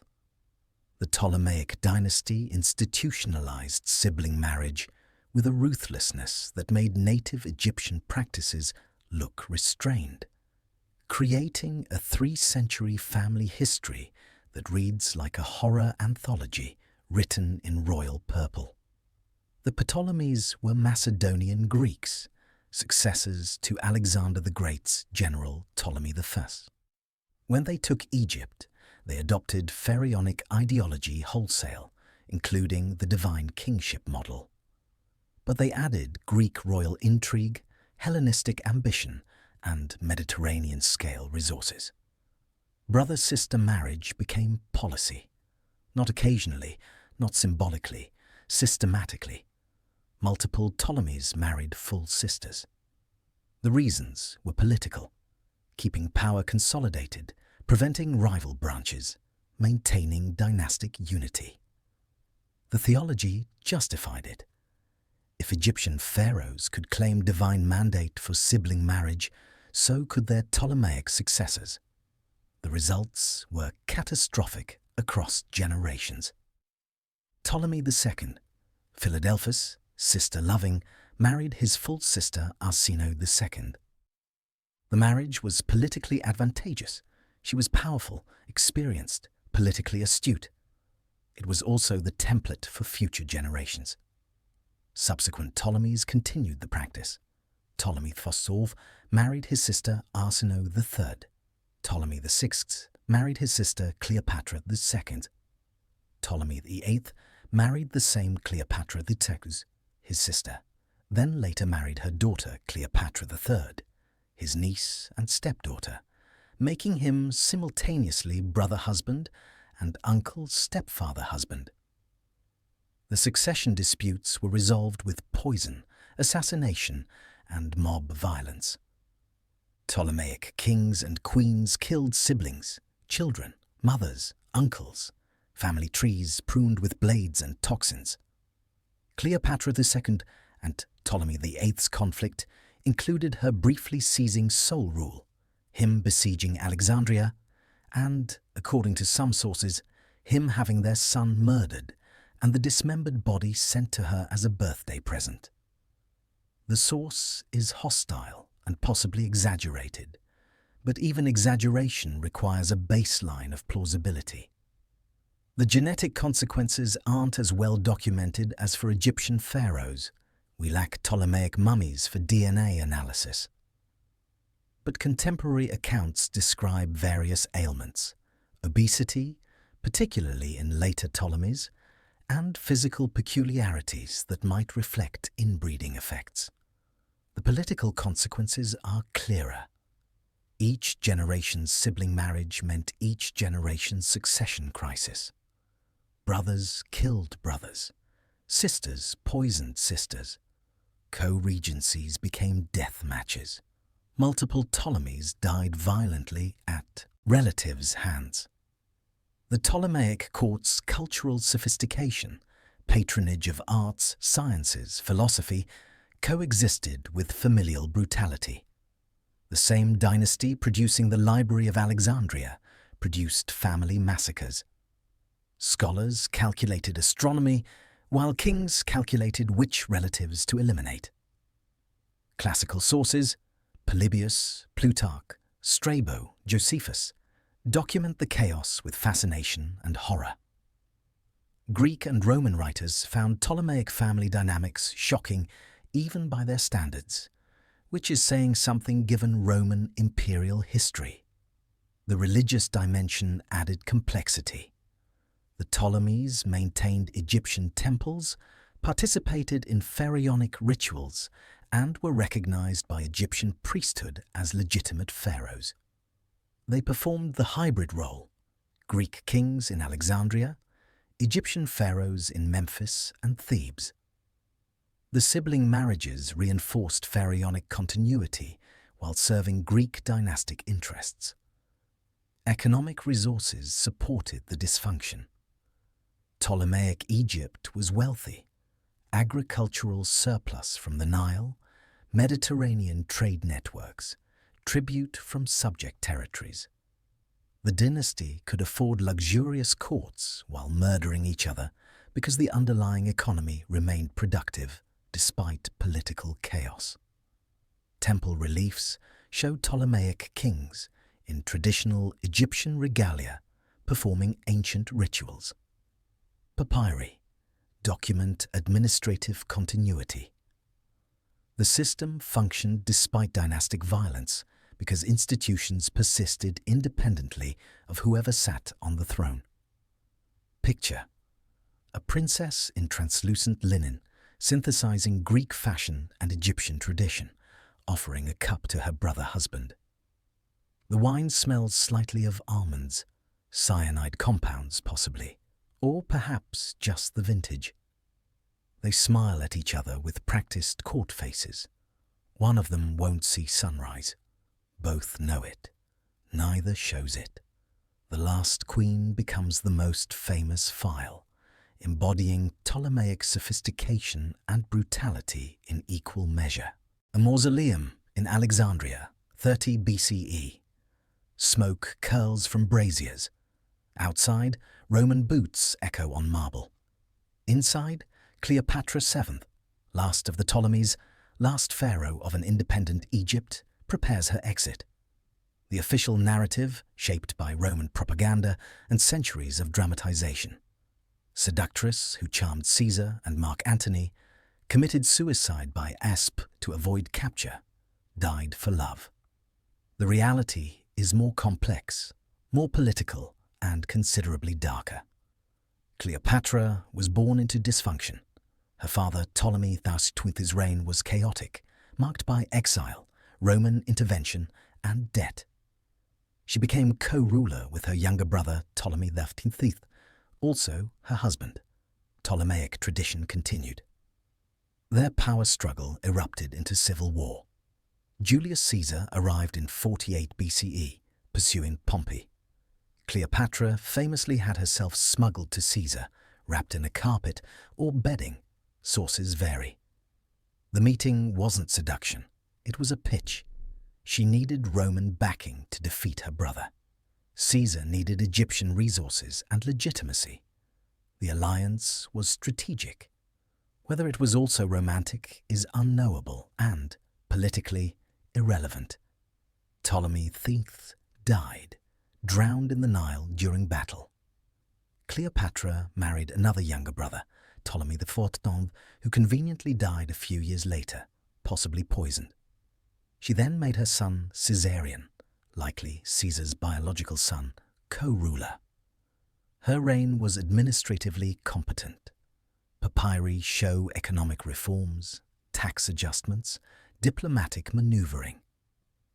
She was the first Ptolemy in centuries to actually learn Egyptian, conducting rituals in the language and presenting herself to native populations as legitimate pharaoh, not just Greek overlord.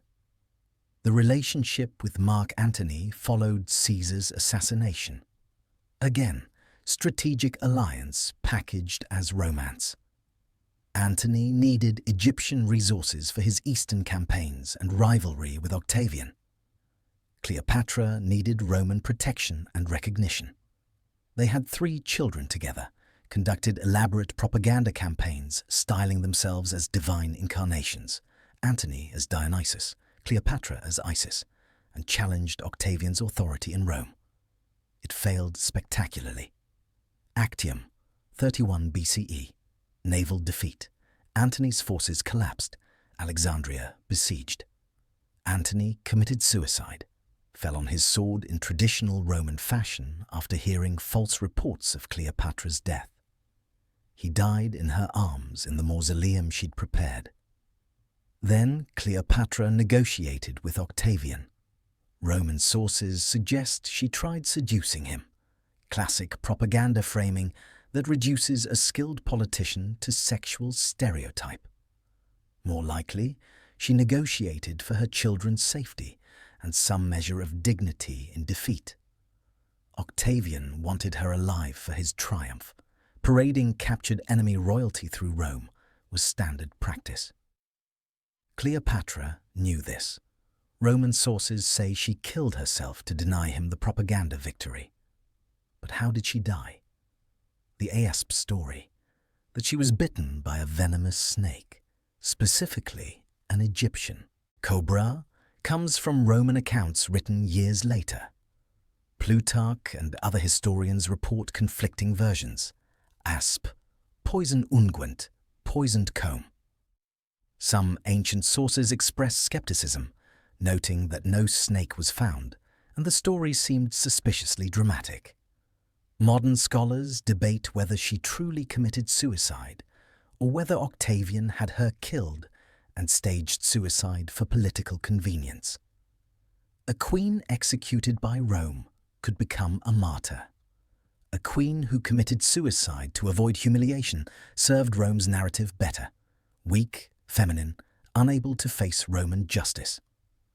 What's certain, she died on August 12, 30th BCE. Octavian had her buried alongside Antony. Her children by Sasa and Antony were taken to Rome. Caesarion, her eldest, the one with the most dangerous claim, was executed shortly after. Octavian's propaganda machine went into overdrive.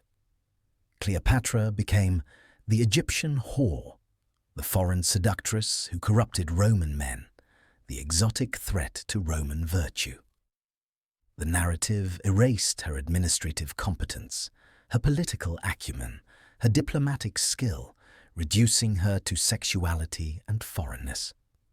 Egyptian titulary and temple inscriptions tell a different story.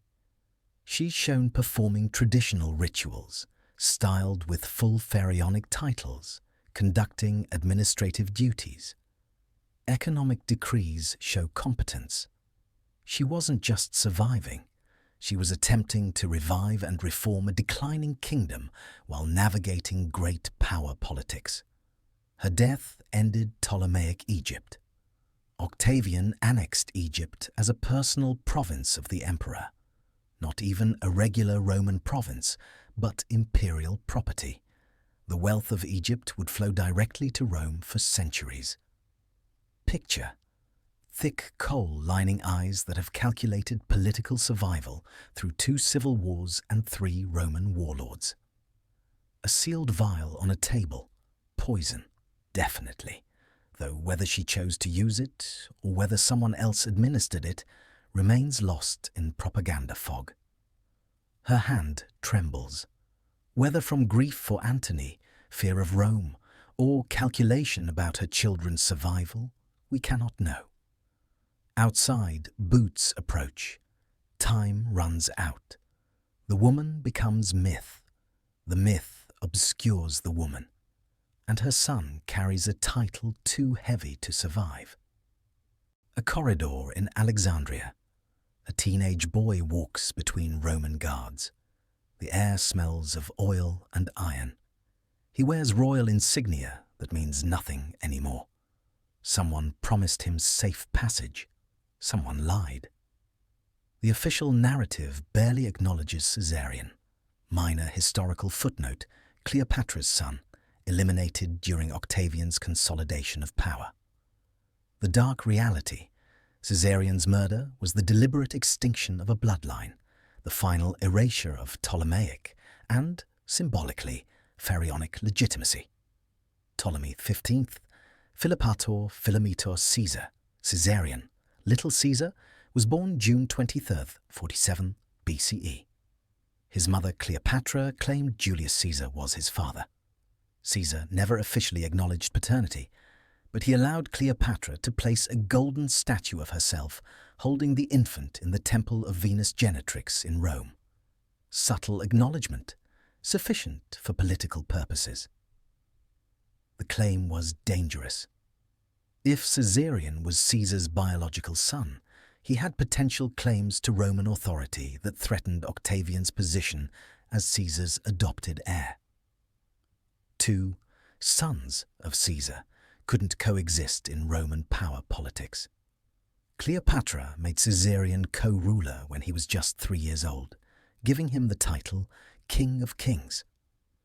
The grandiosity was strategic, positioning him above other client kings, elevating his status to near-divine Hellenistic monarchy. Temple inscriptions show them ruling jointly, both with full titulary.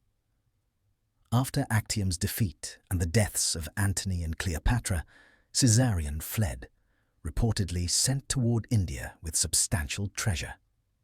He was 17, old enough to understand the danger, young enough to hope for protection or escape. He was recalled under false promises. Arrius Didymus, Octavian's philosophical advisor, allegedly coined the phrase, "Too many Caesars is not good," playing on Homer. Plutarch reports this as justification for Caesarion's execution. He was killed shortly after his mother's death, probably by strangulation, standard Roman execution method for high-status captives, leaving no blood, no trial, no public spectacle, just elimination. His death ended the Ptolemaic line definitively. Cleopatra's other children, twins Alexander Helios and Cleopatra Selene, and youngest son Ptolemy Philadelphus, were taken to Rome. They appeared in Octavian's triumph, paraded in chains, then disappeared from Roman records.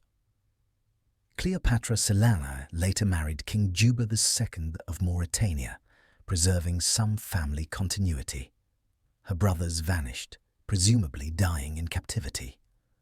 With Caesarion's death, Egypt's millennia-long pharaonic tradition ended. No more native or Greek rulers claiming pharaonic legitimacy. Egypt became Roman imperial property, governed by prefects appointed by the emperor. The title pharaoh became administrative fiction. Roman emperors depicted in Egyptian temple art, but never actually living in Egypt or engaging with its religious traditions beyond propaganda utility. Egyptian temple inscriptions continue, showing Roman emperors as pharaohs, Tiberius, Nero, Trajan, performing rituals, receiving divine kingship iconography. But these are formulaic, copying ancient templates without living royal presence. The system became automated, running on institutional momentum without actual monarchs. Administrative papyri from the Roman period show bureaucratic continuity and economic extraction. Egypt's grain fed Rome. Its wealth filled imperial treasuries. The temples continued operating, but as state-controlled institutions, not independent power centers. The erasure was systematic but incomplete. Cleopatra's cartouches remain on temple walls, Caesarion's titles visible at Dendera and other sites. Roman authorities didn't chisel them out, not worth the effort. The Ptolemies were already forgotten in Roman popular memory, reduced to footnotes in Augustan propaganda. Picture: a scribe in the temple at Dendera, year 1 of Augustus. He's updating the king list on temple walls, copying from older records. He reaches Cleopatra VII and Ptolemy XV. Does he include them? The Roman prefect hasn't ordered their removal, but adding them might draw attention. He draws a line, starts a new column. Caesar Augustus, year 1. The Ptolemies remain incomplete, the last entries before the formulaic Roman names begin. A boy led through corridors that smell of oil and iron. He was told he'd be safe. He's 17. He understands now, too late. The guards are professional, quick. There's no ceremony, no announcement. One moment he exists, then he doesn't.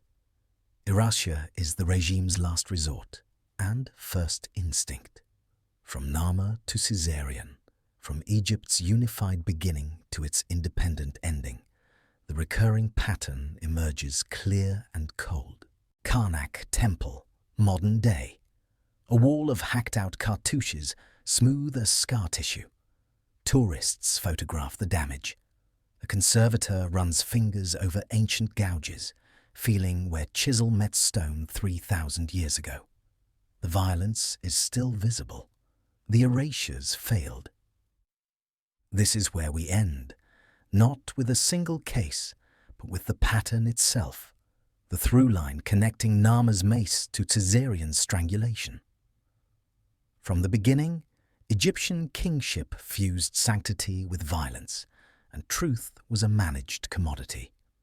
The system wasn't aberration or corruption, it was design. Divine authority required divine performance, and divine performance required controlling the narrative. The tools were consistent. Ritual violence made sacred through performance, labor extraction sanctified as service, power consolidated through controlled bloodlines, history rewritten through systematic erasure, competing claims eliminated through murder or memory destruction. The cannibal hymn wasn't metaphor, it was theological blueprint. The king consumes gods, consumes rivals, consumes truth itself, rewriting reality through force and chisel. Power as predation, divinity as appetite. The incest wasn't accident, it was policy. Close the bloodline, claim divine purity, concentrate power. The genetic consequences were visible, documented, undeniable.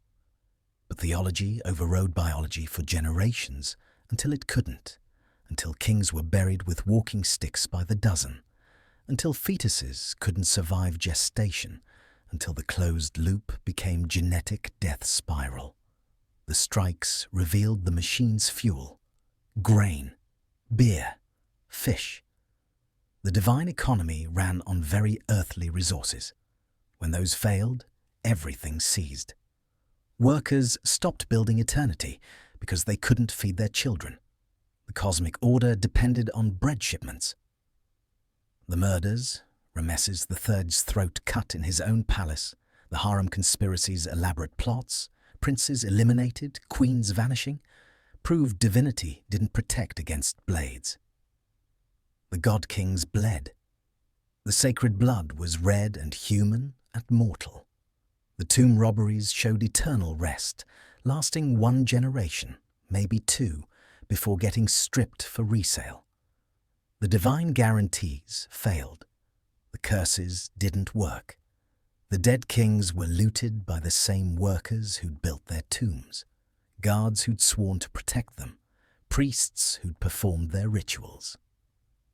The caches, kings hidden like contraband, labelled and stacked, moved from hole to stay ahead of robbers, reduced divinity to inventory management.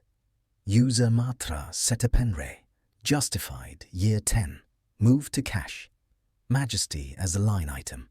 The oracles revealed theology as political tool. The gods spoke exactly what power needed said: convenient, consistent, controlled. Divine will as ventriloquism, bark-bearers producing God's voice through coordinated shoulder dips. The Ptolemaics amplified everything: sibling marriage becoming systematic policy, family massacres conducted with Hellenistic sophistication, power struggles playing out in marble palaces with Mediterranean wine and ancient poisons. Cleopatra, competent, multilingual, politically astute, reduced by propaganda to seductress.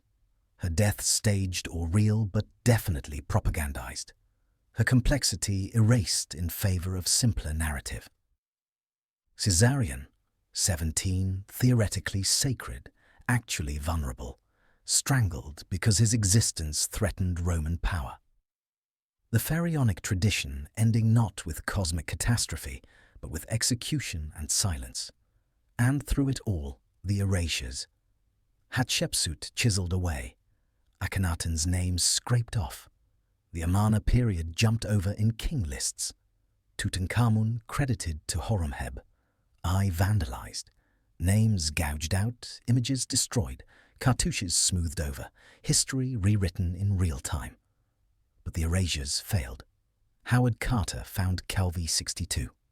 Archaeologists discovered the Amarna letters. CT scans revealed Rameses III's throat wound. DNA analysis exposed the inbreeding. Papyri preserved strike records, tomb robbery confessions, harem conspiracy trials. The truth survived in fragments, enough fragments to reconstruct the pattern. Modern science keeps breaking the seals: ground-penetrating radar, genetic analysis, residue chemistry, osteological studies, papyri translations, inscription analysis. Every technique reveals more, complicates the narrative, exposes what was hidden or claimed or erased. The pattern isn't ancient evil. It's human management of power taken to logical extremes. If authority claims divine sanction, it must maintain divine appearances. If divine appearances require violence, perform violence. If truth contradicts authority, change truth. If rivals threaten, eliminate rivals. If history embarrasses, erase history. The system worked. Egypt lasted 3,000 years, longer than any other continuous civilization. The pyramids still stand. The temples still impress. The gold still gleams in museums. The success is undeniable. But so is the cost, preserved in bone trauma, CT-scanned throat wounds, DNA degradation, strike papyri, tomb robbery confessions, empty cartouches, chiseled stone. Picture: A conservator at Karnak re-inking a faint hieroglyph for documentation purposes, making visible what time had faded. A modern Egyptian museum guard running fingers over ancient gouges, feeling where someone 3,000 years ago tried to kill a name. Tourists photographing the damage, unknowingly documenting failed erasures. The question we're left with isn't whether ancient Egypt was dark. Every civilization is dark when examined closely. Power structures revealing violence, whether in Thebes or Rome or Washington. The question is what it means that so much effort went into hiding the darkness, and what it means that the darkness survived anyway. If a god-king needs chisels to stay divine, what does that say about divinity, or about us? History isn't clean. Power isn't pretty. Divinity, apparently, bleeds. And 3,000 years later, we're still reading the monuments they tried to silence, giving voice to the erased, pulling truth from stone and bone and papyrus fragments. The pattern was sanctify, centralize, silence, rewrite. The pattern failed. The silenced speak through archaeology. The erased appear in museum displays. The chiseled cartouches photograph beautifully in afternoon light, violence transformed into heritage. Egypt's darkness survives its cover-ups, proving that stone remembers even when stone is deliberately damaged, that truth survives even systematic attempts at destruction, that power's greatest failure is believing it can control memory. The Pharaohs wanted eternal divine legitimacy. They got something else. Eternal evidence of humanity's complex relationship with power, truth, violence, and the stories we tell about all three. The monuments remain. The darkness remains. Both true simultaneously. Both teaching if we'll listen. The dust settles differently now, doesn't it? We started with golden masks and divine kings, ended with throat wounds and chisel marks. 25 cases spanning 3 millennia, connecting Nama's unified Egypt to Caesarean's final corridor. The pattern emerged not from speculation, but from evidence. CT scans, DNA analysis, papyri that survived millennia, inscriptions that outlasted their intended erasures. Egypt's monarchy was a system, one of history's most successful, most enduring, most impressive. It was also a machine that ran on controlled violence, managed truth, and systematic silencing. These aren't contradictions, they're components. The genius was making violence sacred. The Nama palette doesn't hide the slaughter, it celebrates it in ritual context, transforming conquest into divine mandate. The cannibal hymn doesn't metaphorize predation, it theologizes it, making consumption of power the king's fundamental nature. The incest wasn't scandal, it was policy, divine purity claimed through closed bloodlines regardless of genetic cost. The system worked because it controlled every lever. Economic, grain distribution, land ownership, temple wealth, religious, oracular authority, ritual monopoly, divine mandate, historical, erasure capability, narrative control, cartouche management, and physical, execution, damnatio memoriae, systematic violence. But systems are only as reliable as their weakest components. Grain shipments fail, workers strike, royal security fails, kings bleed out in their palaces, tomb protection fails, robbers strip the eternal rest, historical control fails, ZT scanners read what chisels tried to hide. The 20th and 21st centuries have been archaeology's revenge. Every decade brings new techniques. DNA analysis revealing inbreeding, CT imaging showing throat wounds, residue chemistry detecting blue lotus, ground-penetrating radar finding hidden chambers. Science keeps unsealing what power sealed. And here's what we find. Not monsters, not aliens, not incomprehensible ancient evil. Humans. Just humans, wielding power in human ways, making human choices with human consequences, trying to control human limitations through increasingly elaborate systems that eventually failed for human reasons. The darkness isn't that Egypt was uniquely evil. The darkness is that Egypt was typically human, just with better preservation. Every civilization has violence, propaganda, erasure, control mechanisms. Egypt's just left better evidence because stone and dry sand preserve what wood and rain destroy.